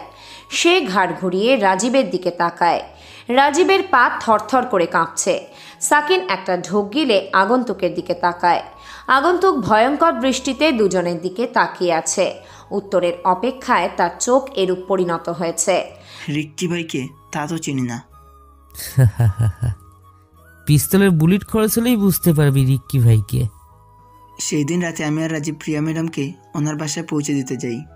যখন ম্যাডামের বাসার খুব কাছাকাছি চলে আসি তখনই একটা গাড়ি আমাদের সামনে এসে থামে। আমি ড্রাইভিং সিটে বসে, পাশে রাজীব, পিছনে প্রিয়া ম্যাডাম। সামনে থেকে একজন লোক নেমে আসে। পরনে ছিল রিক্কি ভাইয়ের মতো ড্রেস আপ। আমরা মনে করেছিলাম সেটা রিক্কি ভাই, কিন্তু আমাদের ধারণা ছিল সম্পূর্ণ ভুল। সেটা ছিল সালমান। আমি সালমানকে কিছু জিজ্ঞেস করব, এর আগেই সে গাড়ি থেকে প্রিয়া ম্যাডামকে জোর করে নামায়। সালমানের গাড়িতে আরও 2 জন বসেছিল, কিন্তু তাদের চিনি না আমি। সালমান প্রিয়া ম্যাডামকে নিয়ে চলে যায়।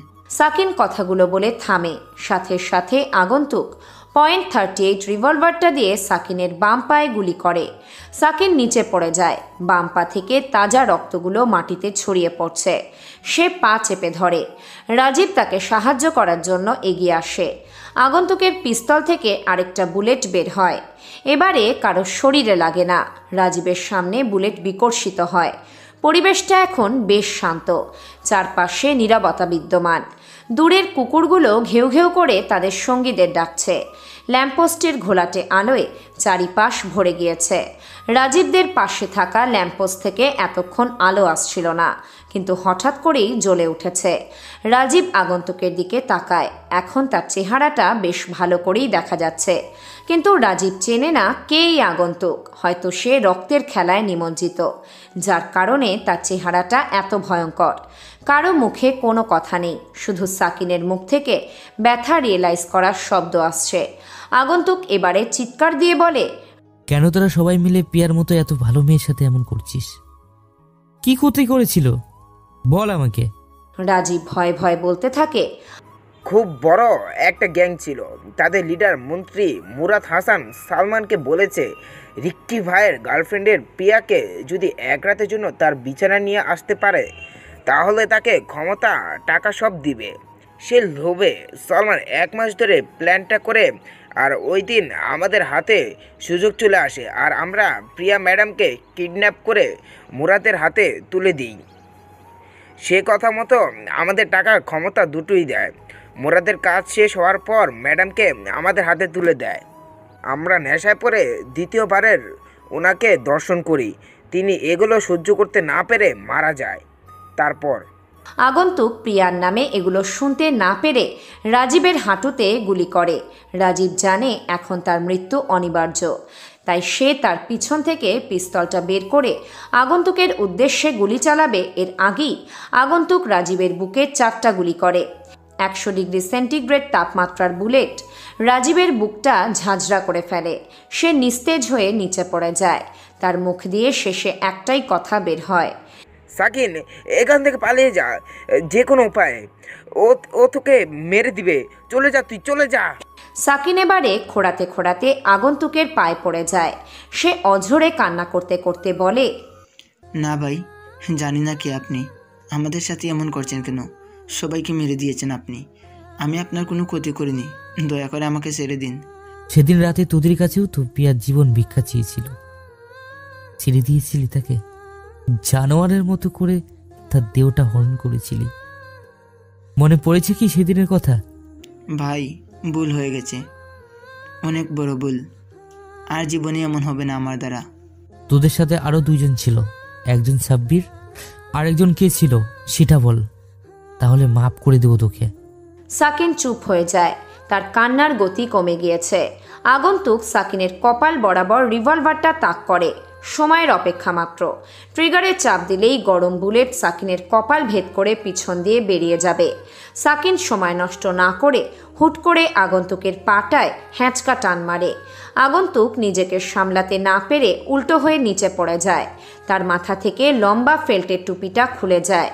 রাস্তায় ছড়িয়ে থাকা রক্তগুলো আগন্তুক তার মুখে মেখে নেয়। এখন তাকে যেন আরও ভয়ঙ্কর দেখতে লাগছে। সাকিন নিচের থেকে আগন্তুকের পিস্তলটা নিয়ে কোনো মতে এক পায়ের উপর ভর দিয়ে দাঁড়ায়। পকেট থেকে সিগারেটের প্যাকেট আর লাইটারটা বের করে একটা সিগারেট জ্বালায়। সিগারেটে লম্বা একটা টান দিয়ে বলতে থাকে, শত্রুকে পিস্তলের সামনে রেখে বেশি কথা বলবি না, এতে করে তোর নিজেরই সময় নষ্ট হবে। পিস্তল এমন একটা জিনিস, এটা যার হাতে থাকবে সেই বাদশা। এতক্ষণ কান্নাকাটি করার একটাই উদ্দেশ্য, তোর সময় নষ্ট করা আর মস্তিষ্ক থেকে একটু চাপ মুক্ত করা। মৃত্যুটা কি এতই সহজ? আমাকে মেরে দিবি? মেরে দিব। বিশ্বাস হয় না? এই যে বললাম না, মরাটা এত সহজ নয়। হাতে পিস্তল থাকলে যদি বাদশা হওয়া যেত, তাহলে এতদিনে পুলিশ প্রশাসন কবেই দেশ চালানো শুরু করত। মৃত্যুর জন্য প্রস্তুত হয়নি, উপরে যাওয়ার সময় চলে এসেছে। কথাটা বলে সাকিন আগন্তুকের মাথা বরাবর পিস্তলের নিশানা তাক করে। কিন্তু অবাক করার বিষয়, আগন্তুক উচ্চস্বরে হাসতে থাকে। সাকিন এটা দেখে রেগে যায় আর বলতে থাকে, এমন পাগলের মতো হাসছিস কেন? ভয় পেয়ে মাথার তার ছিঁড়ে গেছে নাকি? পাগল হয়ে গেলি? তোকে একটা কথা বলি, বুদ্ধিমানেরা তখনই হাসে যখন তাদের হাসার থাকে। বোকারা সারাক্ষণ হাসে কারণ তারা ভাবে তাদের হাসতেই হবে। ঠিক তেমনই তোর সাথে একটু মাইন্ড গেম খেলবি আমার সাথে? সাকিন যে নিজের কথায় নিজেই ফেঁসে যাচ্ছে এটা সে বেশ করে বুঝতে পারছে, তাই সে আর সময় নষ্ট করতে চায় না। পিস্তলের ট্রিগারে চাপ দেয়, কিন্তু অবাক করার বিষয় হলো পিস্তল থেকে কোনো প্রকার বুলেট বের হলো না। সে আরও 2-3 বার চাপ দিচ্ছে, কিন্তু কাজ হচ্ছে না। এটা দেখে আগন্তুক হাসতে হাসতে বলে, বললাম তো তুই যদি মাইন্ড গেমার হোস, তাহলে আমি মাস্টার মাইন্ড গেমার। এখানে ছোট্ট একটা টুইস্ট আছে, পিস্তলে কোনো বুলেট নেই, চাইলে চেক করে দেখতে পারিস। .38 পিস্তলে 8টা বুলেট থাকে, আমি 7টা শেষ করে ফেলেছি, বাকি আছে একটা, যেটা আমি আগে থেকে বের করে নিয়েছি। তোকে মারার ইচ্ছে ছিল না, কিন্তু পা ধরে কান্না করার স্টাইল দেখে আমি বুঝে যাই তুই এমন কিছু একটা করবি বাঁচার জন্য। এটা বলে আগন্তুক ডান পায়ের সাহায্যে সাকিনের বুকে জোরে একটা লাথি মারে। সাকিন গিয়ে দূরে ছিটকে পড়ে। সাকিনের হাত থেকে পড়ে যাওয়া সিগারেটের অংশটুকু আগন্তুক নিচের থেকে তুলে টানতে থাকে। সে কোমরের কভার পয়েন্ট থেকে আরেকটা পিস্তল বের করে সাকিনের দিকে তাক করে। সাকিন কিছু বলতে চেয়েছিল, সাকিনকে কিছু বলার সুযোগ না দিয়ে পরপর 5টা গুলি করে। পিস্তল থেকে বের হওয়া গরম বুলেটগুলো এক একটা সাকিনের শরীর ভেদ করে। তাজা রক্ত পিচ ঢালা ঝকঝকে রাস্তায় ছড়িয়ে পড়ে। গতকাল রাতে বৃষ্টি হয়েছে, রাস্তার আশেপাশে কিছুটা পানি জমে আছে। চারিদিকে জোনাকি পোকারা নিভু নিভু করে জ্বলছে। হিমেল হাওয়ায় পরিবেশটা মনোরম হয়ে উঠেছে। তাজা রক্তের গন্ধে আগন্তুক যেন আরও শক্তিশালী হয়ে উঠছে। পরিবেশের সাথে তাজা রক্তের গন্ধ মিশে একাকার। রাস্তার কুকুর লাশগুলোকে খুবড়ে খুবড়ে খাবে। কি ভয়ঙ্কর পরিস্থিতি হবে তখন! এটা ভাবতেই গল্প লেখকের শরীর শিউরে ওঠে। আগন্তুক ঠোঁটের কোণে সিগারেট রেখে বাইকে এসে বসে। আরেকবার লাশগুলোর দিকে তাকিয়ে মুচকি হাসে। সাকিনের লাশের পাশে তার ফেল্টের টুপিটা পড়ে আছে। কালকে সকালে সংবাদ পত্রিকায় এটা হেডলাইনে প্রকাশিত হবে। পুলিশের কাছে খুনিকে ধরার একমাত্র ক্লু থাকবে এই ফেল্টের লম্বা টুপি। আগন্তুক সময় নষ্ট না করে নিস্তব্ধ আধারে নিজেকে মিলিয়ে নেয়। মিরপুর জাতীয় স্টেডিয়ামের পাশ থেকে 3টি অর্থদেহ বিশিষ্ট লাশ উদ্ধার করেছে পুলিশ। লাশগুলোর মাথা থেকে বুক পর্যন্ত আলাদা আলাদা করা, শরীরের অংশগুলো ছড়িয়ে ছিটিয়ে আছে। লাশ 3টাকে ময়নাতদন্তের জন্য পাঠানো হয়েছে। খুনি তার মাথার টুপি পেয়েছে, মাত্র তাদের কাছে এটা ছাড়া বর্তমানে আর কোনো ক্লু নেই। খুনিকে ধরতে হলে এটার সাহায্যে ধরতে হবে। পুলিশের বক্তব্য, তারা আসল খুনিকে ধরে আদালত থেকে কঠিন শাস্তির ব্যবস্থা করবে। শোনা যাচ্ছে এই হত্যাকাণ্ডটির সম্পূর্ণ তদন্ত চালাবে পুলিশ কমিশনার আকবর সাহেব ও তার টিমের সদস্যরা মিলে। এই ছিল সকাল 8টার সংবাদ। এতক্ষণ আমাদের সাথে থাকার জন্য ধন্যবাদ। পরবর্তী গুরুত্বপূর্ণ আপডেট পেতে আমাদের চ্যানেলে চোখ রাখুন। সংবাদটা দেখে টঙের দোকান থেকে বেরিয়ে যায় রকি। তার ঠোঁটের কোণে হাসি রেখা ফুটে ওঠে। যে ছেলেগুলোর লাশ পাওয়া গিয়েছে রকি তাদের ভালো করেই চেনে। মিরপুরে 2 নম্বর রোডে সারাক্ষণ বসে তারা আড্ডা দিত। মেয়েদের ইফটিজিং সাধারণ মানুষকে হয়রানির মধ্যে রাখত এই 3 জন। রকির মনে পড়ে যায় গত মাসের কথা। জুন মাসের শেষ দিন। শহরে এক প্রকার ব্যস্ততা লেগেছিল। মাসের শেষ দিন মানে সারা মাসের কষ্টের ফল একসাথে পাওয়া। মানেটা আরও সহজ, যারা অফিসে চাকরি করে তাদের মাসিক বেতন একসাথে পাওয়ার দিন। রকির গুরুত্বপূর্ণ একটা কাজ পড়ে যায় মিরপুরের দিকে। সে মিরপুরের উদ্দেশ্যে রওনা দেয়। রাস্তায় অতিরিক্ত পরিমাণে জ্যাম লেগেছিল, যার কারণে সে বাস থেকে নেমে হাঁটতে শুরু করে। যখনই সে 2 নম্বর রোডে পৌঁছায় তখনই এই 3টা ছেলের সাথে দেখা হয় রকির। তারা 3 জন মিলে রকির কাছ থেকে 5,000 টাকা ছিনতাই করে নেয়। রকি তাদের কিছু বলতেও পারছিল না, কারণ ঢাকা শহরে সে নতুন। কিভাবে চলাফেরা করতে হয় এটা সে জানে না। বোকার মতো সেই দিন ছেলেগুলোর দিকে সে তাকিয়েছিল। রকি কথাগুলো ভেবে মুচকি হাসে। কতটা বোকাই না ছিল সে। ছেলে 3টার প্রতি ভীষণ রাগ হয়েছিল তার। সৃষ্টিকর্তা লীলা খেলায় আজকে ছেলে 3টা মৃত। রকি ক্যাম্পাসে প্রবেশ করে। আজকে সে সবাইকে নতুনভাবে দর্শন করছে, কারণ আগের মতো এখন ক্যাম্পাসে আর মারামারি হচ্ছে না। কেউ কাউকে র্যাগিং করছে না। সবাই নিজেদের নিয়ে ব্যস্ত। শহীদ মিনারের উপরে রকিবের গ্যাং বসে আছে, তবে সেখানে নিলয় অনুপস্থিত।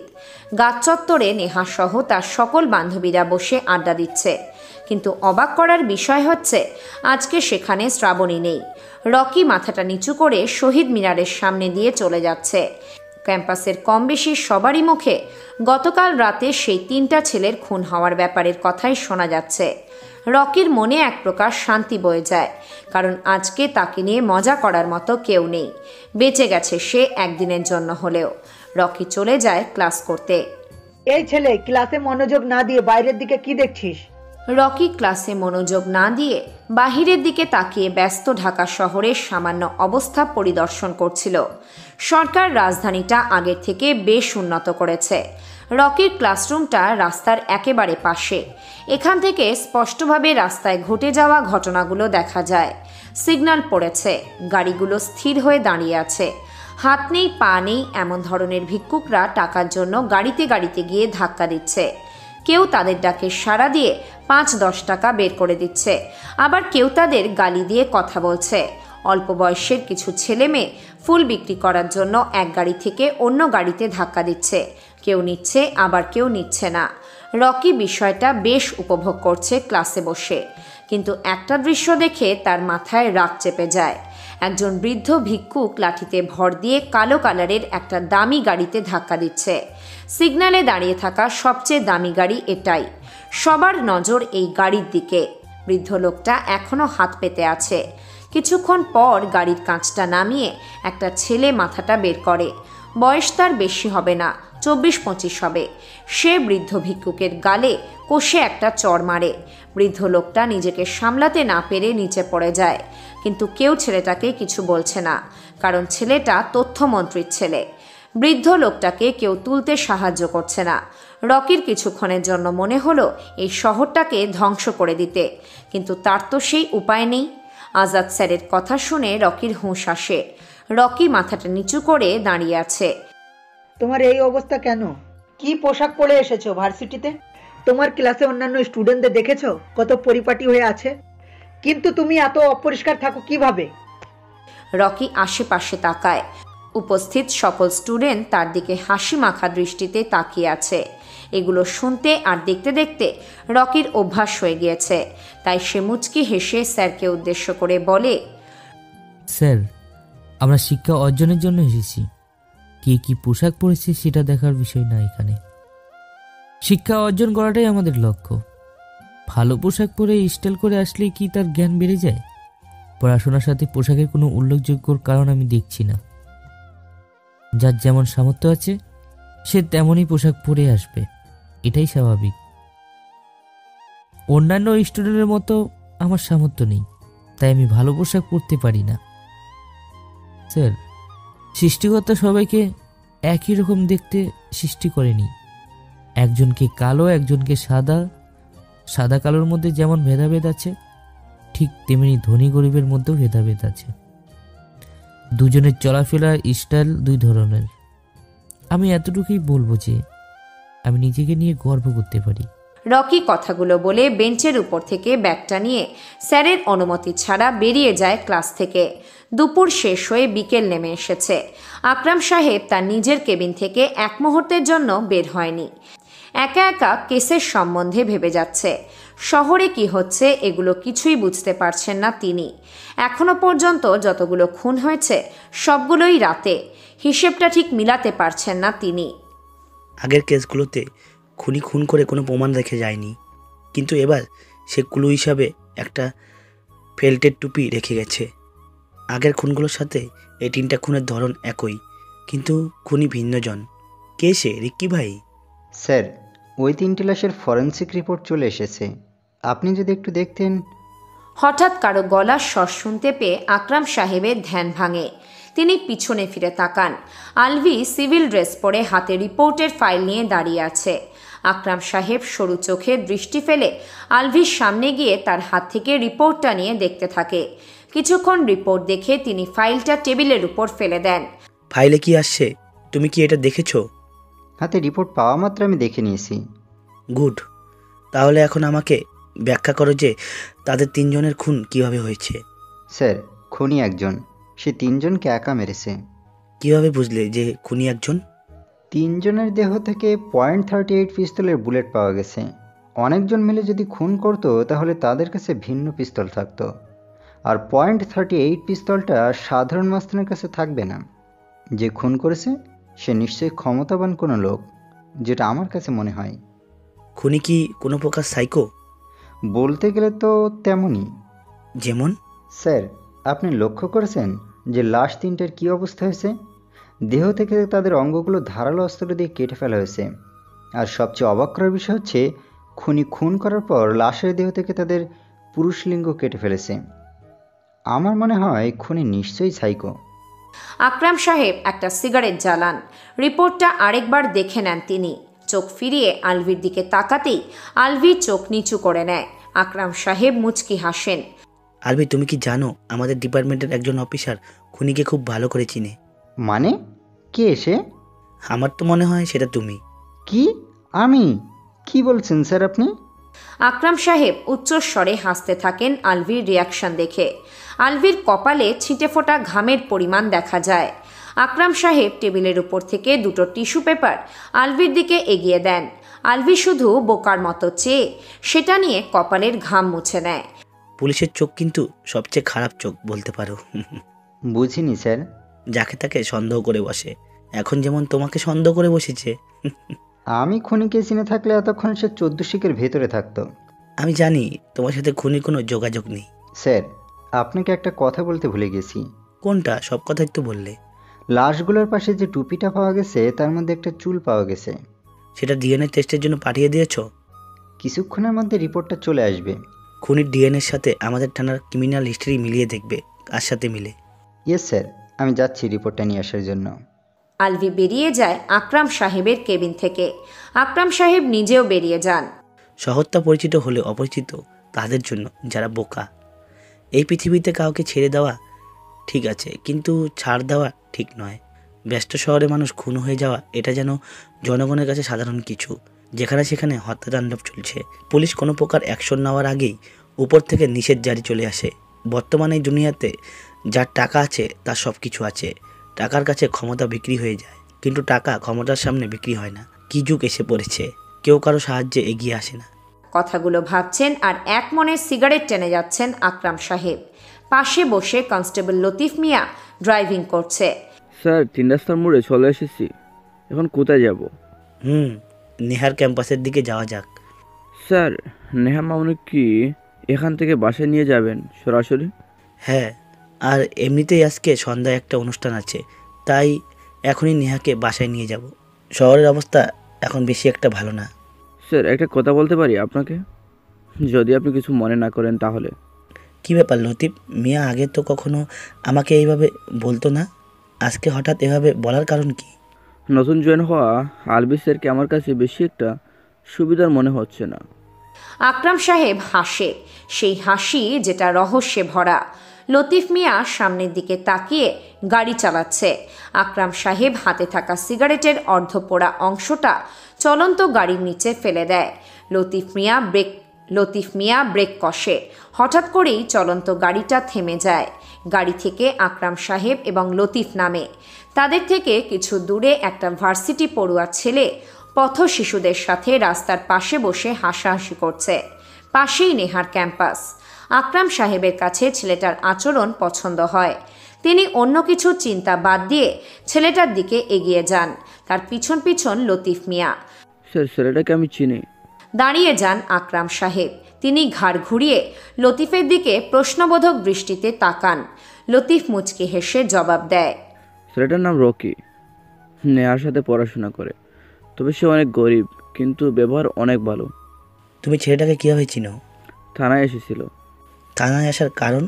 নেহা মামুনকে সহ তার ফ্রেন্ডদের বিরুদ্ধে রিপোর্ট করতে এসেছিল, সেই সুবাদে তাকে চিনি। আমার মেয়ে আর তার বান্ধবীরা কি এমন করেছে? তার সাথে নাকি খারাপ আচরণ করছে, এই কারণে। আকরাম সাহেব সামনের দিকে আর পা বাড়ান না। পিছনের পথ ধরে নেহার ক্যাম্পাসে প্রবেশ করেন। নেহার ক্লাস শেষ, তাই সে তার ফ্রেন্ডদের সাথে মাঠের এক কোণে বসে আড্ডা দিচ্ছে। আকরাম সাহেবের চোখ নেহার চোখের দিকে পড়তেই তিনি হাত দিয়ে নেহাকে ইশারা করেন আসার জন্য। নেহা সকলের কাছ থেকে বিদায় নিয়ে আসতে থাকে। ততক্ষণে আকরাম সাহেব গাছের ছায়ার নিচে গিয়ে দাঁড়ান। আকাশে তীব্র গতিতে সূর্যের আলো। এমন পরিস্থিতিতে আর কিছু করা সম্ভব নয়। কিছুক্ষণের মধ্যেই নেহা এসে আকরাম সাহেবের সামনে দাঁড়ায়। হাত দুটো বুকে বেঁধে সে বলতে থাকে, আজকে হঠাৎ ক্যাম্পাসে আসলে যে? হঠাৎ কোথায়, প্রায় সময় তো আসি। অন্য দিনের চেয়ে আজকের আসাটার কারণ আমার কাছে কেমন যেন ভিন্ন মনে হচ্ছে। আসার কারণ তোমাকে বাসায় নিয়ে যাওয়া, এর বেশি কিছু নয়। তোমার চোখ কিন্তু সেটা বলছে না, অন্য কিছু বলছে। গাড়িতে যেয়ে পিছনের সিটে বসো, আমি আর লতিফ আসছি। নেহা ঠিক তাই করলো যেটা তার বাবা বলেছে। সে গিয়ে গাড়ির পিছনের সিটে বসে। গাড়ির ড্রাইভিং সিটে লতিফ মিয়া, পাশে আকরাম সাহেব। তিনজনের মধ্যে নীরবতা বিদ্যমান, কেউ কাউকে কিছু বলছে না। হঠাৎ করেই আকরাম সাহেব নেহাকে জিজ্ঞেস করে ফেলেন, নেহা রকিকে চিনো? গাড়ির পিছনের সিটে মুখটা বাহিরের দিক করে বসে আছে নেহা। আকরাম সাহেব বেশ তড়িঘড়ি করে নেহাকে প্রশ্নটা করে। নেহা প্রথম অবস্থায় একটু অন্যমনস্ক হওয়ার ভাব ধরলেও সে পরবর্তীতে বলে, বাবা কোন রকির কথা বলছো? ঠিক বুঝতে পারছি না। রকি নামের কয়টা ছেলেকে চিনো তুমি? নেহা মনে করার চেষ্টা করলো। তার মামাতো ভাইয়ের নাম রকি, আবার তার বান্ধবী রেখার বয়ফ্রেন্ডের নামও রকি। এছাড়া সে আর রকি নামের কোনো ছেলেকে চেনে বলে তার মনে পড়ছে না। বুঝতে সমস্যা হলে আমি সহজ করে বলছি। তোমার ক্যাম্পাসে পড়ে ছেলেটা, দেখতে বোকাশোকা। আমি সেই রকির কথা বলছি। নেহা হতাশ হয়।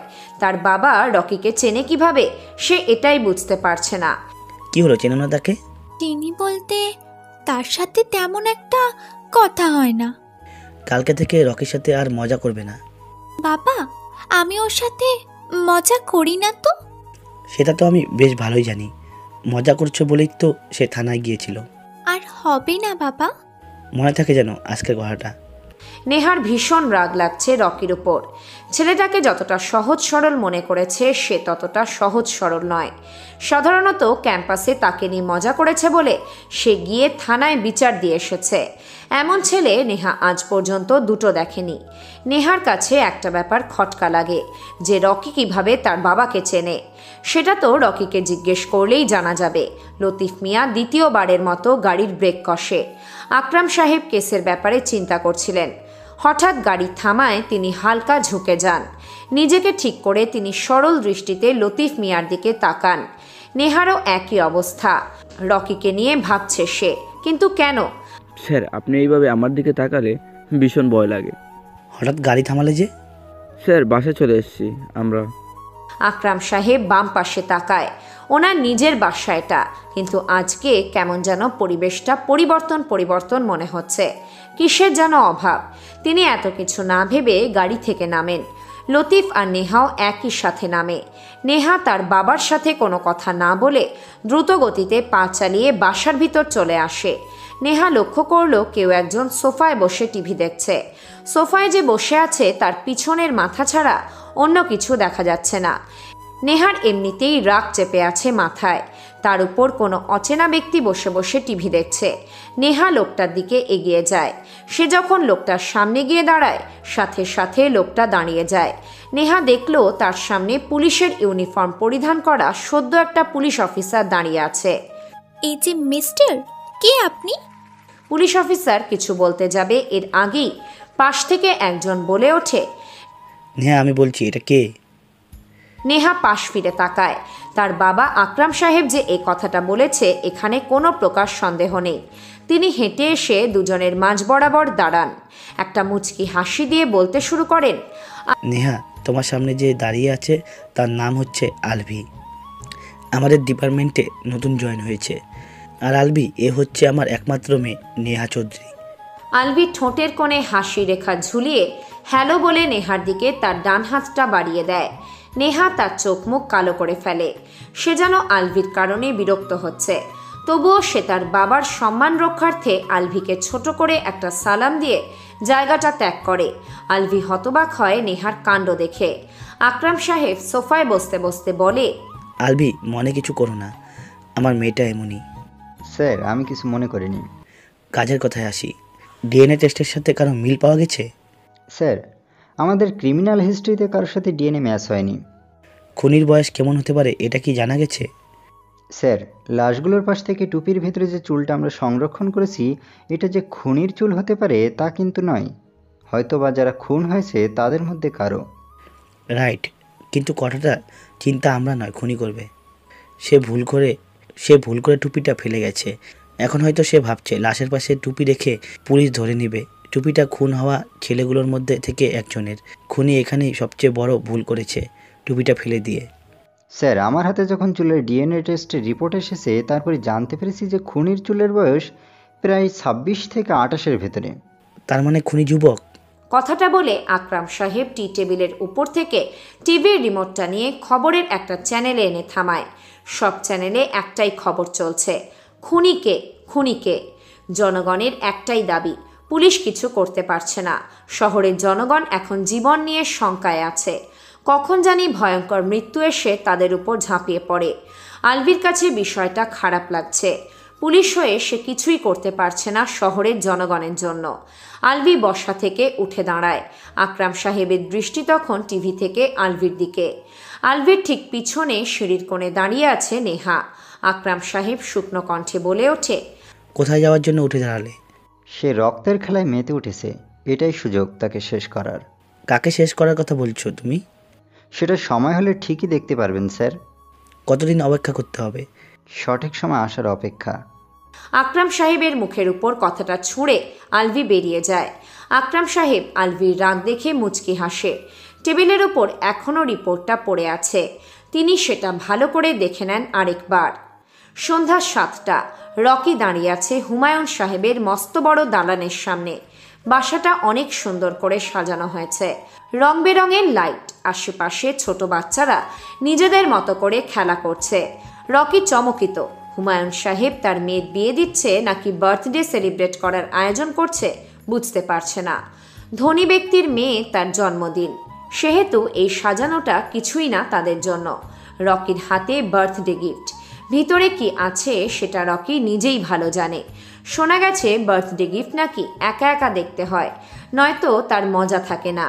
রকি আজকে অন্যদিনের চেয়ে আলাদাভাবে সাজিয়েছে নিজেকে। পরনে নীল কোট, চকলেট কালারের একটা পুরনো প্যান্ট, মুখে কালো মাস্ক, যার কারণে তার চেহারাটা স্পষ্টভাবে বোঝা যাচ্ছে না। কেমন যেন মিলছে না তার সাথে পোশাকগুলো। নীল কালারের সাথে চকলেট কালার পরলে কোনো ছেলেকেই মানাবে না। তার উপর রকির শরীরের রং হালকা শ্যামলা বর্ণের। গেটের পাশে দারোয়ান দাঁড়িয়ে আছে। সে বেশ কয়েকবার রকির দিকে সন্দেহের দৃষ্টিতে তাকিয়েছে। রকি পকেট থেকে ইনভিটেশন কার্ড বের করে দারোয়ানের হাতে দেয়। দারোয়ান সেটা দেখে রকিকে ভিতরে যাওয়ার অনুমতি দেয়। বাসার মেন দরজায় দাঁড়িয়ে আছে হুমায়ুন সাহেব। তাকে দেখে বোঝা যাচ্ছে সে বেশ চিন্তিত। কিন্তু কেন? বারবার মোবাইলের দিকে তাকাচ্ছেন তিনি। কাকে যেন ফোন দেওয়ার বৃথা চেষ্টা করছেন। রকি হেঁটে গিয়ে হুমায়ুন সাহেবের পাশে দাঁড়ায়। হুমায়ুন সাহেব লক্ষ্য করলেন তার পাশে মাস্ক পরিধান করা একটা ছেলে এসে দাঁড়িয়েছে। ছেলেটাকে চিনতে তার 5 সেকেন্ড সময় লাগেনি। এত দেরি করলে যে? চিনতে পেরে গেছেন আমাকে? তোমার ওই নীলাভ চোখ জোড়া যে আমার চেনা। বিজনেসম্যান না হয়ে কবি হলে আপনাকে বেশ মানাতো। সাহিত্যের প্রতি আমার বড্ড নেশা কাজ করে। বড় সাহেব কি চলে এসেছে? সেই কখন এসেছে? আমি এখানে আসবো এটা কি উনি জানেন? না, তবে তুমি ওনার সামনে যেও না ভুলেও। আপনি ব্যতীত এখানে কেউ আমাকে চেনে না। ভিতরে চলো, তোমার জন্য খাবারের ব্যবস্থা করা হয়েছে। যার বার্থডে তাকে তো দেখছিলাম, গিফটটা ওর হাতে নিজে দিয়ে আসতাম। সিঁড়ির দিকে তাকাও, সাদা ড্রেস পরা মেয়েটাই বার্থডে গার্ল। রকি বাম পাশ ফিরে তাকায়। সিঁড়ি বেয়ে সাদা লেহেঙ্গা পরা একটা মেয়ে নামছে। তার পাশে পিছনে আরও কিছু মেয়ে। রকি সবাইকে চেনে, কারণ বার্থডে গার্ল শ্রাবণী। তার পাশে নেহা, তিশা, স্নেহা, রিয়া, আরও কিছু মেয়ে যাদেরকে রকি ক্যাম্পাসে দেখেছে। সে হতবাক হয়ে হুমায়ুন সাহেবের দিকে তাকায়। এটাই আমার মেয়ে বর্ষা। কিন্তু এই মেয়ের নাম তো শ্রাবণী। ওর পুরো নাম বর্ষা আক্তার শ্রাবণী। কেন এটা তোমার মনে নেই? সে তো তোমার ছোটবেলার খেলার সাথী। রকি 2 কদম পিছিয়ে যায় কথাটা হুমায়ুন সাহেবের মুখ থেকে শোনা মাত্র। ক্যাম্পাসে র্যাগিং দেওয়া মেয়েটা তার ছোটবেলার খেলার সাথী, এটা যেন তার বিশ্বাস হচ্ছে না। আমাদের চোখ দিয়ে দেখা এমন কিছু ঘটনা আছে যা দেখে বিশ্বাস করা যায় না, অথচ সেটা সত্যি। উদাহরণ হিসেবে রয়েছে একটা মেয়ে একটা ছেলের হাতে হাত রেখে বলেছিল শেষ নিঃশ্বাস পর্যন্ত তার সাথে সঙ্গ দেবে, কিন্তু বাসা থেকে তার বিয়ে ঠিক করলে সে মা বাবার কথা রাখতে ভুলে যায় যে কোনো একদিন সে কথা দিয়েছিল একটা নিঃসঙ্গ ছেলেকে সঙ্গ দেবে। ফোনে যখন ছেলেটা শুনতে পারে তার ভালোবাসার মানুষ তাকে বলছে সে আর তার দেওয়া কথা রাখতে পারবে না, তখন ছেলেটার যেন এটা বিশ্বাসই হয় না তার ভালোবাসার মানুষ নিজের মুখে এটা বলছে। ছেলেদের চোখের জলের অনেক মূল্য, যার মূল্য কোনো মেয়ে কখনো দিতে পারবে না। রকি তার ডান হাতের কবজির দিকে তাকায়। পুরনো একটা কাটা অংশ দেখা যাচ্ছে। রকি যখন ছোট ছিল তখন শ্রাবণী ভুলবশত ছুরি দিয়ে রকির হাতের কবজি সামান্য পরিমাণে কেটে ফেলেছিল। দাগটা এখনও আছে। রকির চোখে ঘটনাটা এখনও ভাসে। রকি হুমায়ুন সাহেবের হাতে গিফটের বক্সটা দেয়। হুমায়ুন সাহেব অবাক হয়ে তাকে জিজ্ঞেস করে, বক্সটা আমার হাতে দিলে যে? এটা শ্রাবণীকে দিয়ে দিবেন? আমি শ্রাবণীকে বলেছিলাম তোমার সাথে পরিচিত করিয়ে দেব। তুমি জানো সে কতটা উৎফুল্ল হয়ে আছে শুধু তোমাকে দেখার জন্য।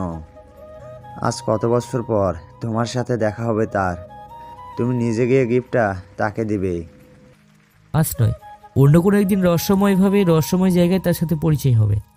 সেদিন ধনী গরিবের মধ্যে থাকবে না কোনো পার্থক্য। তবুও একবার ভেবে দেখো রকি। আমি ভাবতে আর বলতে সময় নেই না, যখন যা মাথায় আসে তা সরাসরি বলে দিই, এটাই আমার স্টাইল। হুমায়ুন সাহেব চুপ হয়ে যায়। তিনি জানেন এখন রকিকে 1000 বার বললেও কোনো কাজ হবে না, কারণ সেটা কখনো করবে না যেটা তার মন না চায়। হুমায়ুন সাহেব ধীর গতিতে গিফট প্যাকেটটা নিয়ে শ্রাবণীর পাশে গিয়ে দাঁড়ায়। শ্রাবণী তার বান্ধবীদের সাথে আড্ডা দিচ্ছে। তারই মধ্যে হঠাৎ হুমায়ুন সাহেব শ্রাবণীর সামনে গিফট বক্সটা তুলে ধরে। শ্রাবণী তার বাবার দিকে তাকায়। তার বাবার চোখে মুখে কিছুটা অনুজ্জ্বল প্রতিচ্ছবি ভেসে উঠেছে, তবুও তিনি ঠোঁটের কোণে হাসি রেখা ঝুলিয়ে রেখেছেন। শ্রাবণী, বক্সটা ধর। আমাকে দিচ্ছেন কেন এটা? বোকার মতো কথা বলছো কেন? তোমার বার্থডে আজকে, তাহলে গিফট কার জন্য? কে দিয়েছে এটা? রাফি। বসা থেকে উঠে দাঁড়ায় শ্রাবণী। রাফি নামটা তার বেশ পরিচিত। ছোটবেলার খেলার সাথী হচ্ছে রাফি। রাফির যখন বাবা মারা যায় এরপর থেকে রাফির সাথে শ্রাবণীর আর কখনো যোগাযোগ হয়নি। আজও শ্রাবণী রাফির অপেক্ষায় বসে আছে। কেমন চেহারা দেখতে হয়েছে রাফি? কেমন তার স্বভাব? গার্লফ্রেন্ড আছে নাকি এখনও সিঙ্গেল আছে? প্রশ্নগুলো শ্রাবণীর মাথায় ঘুরপাক খাচ্ছে। রাফি এখন কোথায়? চলে গেছে। আমি দেখা করতে চাই, এটা তাকে বলনি? খুবই ব্যস্ত সে। আমি বলেছিলাম তোমার কথা, কিন্তু তার সময় হয়ে ওঠেনি। ও আচ্ছা। আগের জায়গায় স্থির হয়ে বসে পড়ে শ্রাবণী। হুমায়ুন সাহেব জায়গাটা ত্যাগ করে। মন খারাপ করে বসে আছে শ্রাবণী। তার একমাত্র ছোটবেলার খেলার সঙ্গীকে নিয়ে সে কত কিছু ভেবেছিল, তা সব শেষ হয়ে গিয়েছে। নেহা তিশারা মিলে শ্রাবণীকে সান্ত্বনা দিচ্ছে, কিন্তু কোনো কাজ হচ্ছে না। শ্রাবণী সেই আগের মতো করে বসে আছে। রকি শ্রাবণীদের বাগানে দাঁড়িয়ে এক মনে সিগারেট টানছে আর আকাশ পানে তাকিয়ে আছে। জীবনটা বড্ড বেখেয়ালি। যার সাথে ইচ্ছে নেই দেখা হওয়ার তার সাথেই দেখা হয়ে যায়। কেমন যেন অদ্ভুত। জীবন নিয়ে এই পর্যন্ত বড় বড় যত মনীষীরা উক্তি বলে গিয়েছেন সবগুলোই মানুষের জীবনে প্রভাব ফেলছে। কথাগুলো আসলেই বাস্তব। আপন বলতে এই পৃথিবীতে কেউ নেই, সবাই পর। মৃত্যুর পর বোঝা যায় আপন মানুষগুলো কতটা স্বার্থপর। মা জানে তার ছেলে অন্ধকার রুম কতটা ভয় পায়। বাবা জানে তার ছেলে শক্ত বিছানায় ঘুমাতে পারে না, যার কারণে নরম বিছানা তার জন্য ব্যবস্থা করেছে। কিন্তু ছেলেটা মারা গেলে ওই অন্ধকার কবরে কিভাবে ঘুমাবে সেটার চিন্তা কেউ করে না। সেখানে থাকবে না আলোর ব্যবস্থা, থাকবে না নরম বিছানা, তবুও আপন মানুষগুলো সেখানে দিয়ে আসবে। কেমন আপন মানুষেরা? সত্যি বলতে সবাই নিজেদের নিয়েই ভাবে। আকাশের তারা গুণে লাভ নেই, কারণ সৃষ্টিকর্তা অগণিত তারা সৃষ্টি করেছেন। কোনো মানুষ সেটার সংখ্যা বের করতে পারবে না। রকির কাঁধে কেউ স্পর্শ করে কথাটা বলে। গলার স্বরটা তার পরিচিত না, তাই সে ঘাড় ঘুরিয়ে পিছন ফিরে তাকায়। সাদা পায়জামা পাঞ্জাবি পরা অবস্থায় দাঁড়িয়ে আছে মধ্যবয়সী একজন লোক, মুখে ক্লিন শেভ করা। রকি চিনতে পারছে না লোকটাকে। কেনই বা তার কাঁধে হাত রেখে এগুলো বলছে? কে আপনি? আমার পরিচয়টা খুব ছোট, তাই সেটা দিতে চাই না আমি। আপনি কি আমাকে চিনেন? এই শহরে যেহেতু থাকো সেহেতু তোমাকে না চিনার কিছুই নেই। ঘুরিয়ে পেঁচিয়ে কথা আমার ভালো লাগে না। জানি আমি। কিভাবে? সেটা তোমার জানা লাগবে না, আমি জানলেই চলবে। আমাকে আপনার কোনো প্রয়োজন? প্রয়োজন তো তোমার ওই মাইন্ড গেম। মানে? সিগারেট পান করা স্বাস্থ্যের জন্য ক্ষতিকর, এটা জেনেও সে সিগারেট খায়। সে নিশ্চয় সাহসী ব্যক্তি। তুমি বোকা, সেহেতু সিগারেট তোমার হাতে মানায় না। কথাটা ভেবে দেখবে। রকিকে আর কিছু বলতে না দিয়ে চলে যায় লোকটা। রকি একবার লোকটার চলে যাওয়ার দিকে তাকায়, আরেকবার সিগারেটের পোড়া অংশটুকুর দিকে তাকিয়ে মুচকি হাসে। জ্ঞান দেওয়ার মানুষের অভাব নেই এই ধুলোর পৃথিবীতে, কিন্তু সেই জ্ঞান গ্রহণ করার মতো কেউ নেই। লোকটা পুলিশ কমিশনার আকরাম চৌধুরী, সেই সাথে নিহার পৃথা। আড়াল থেকে কোনো আগন্তুক কথাটা বলে ওঠে। রকি ঠোঁটের কোণে সিগারেট ঝুলিয়ে হেঁটে যায় আকরাম সাহেবের পিছন পিছন।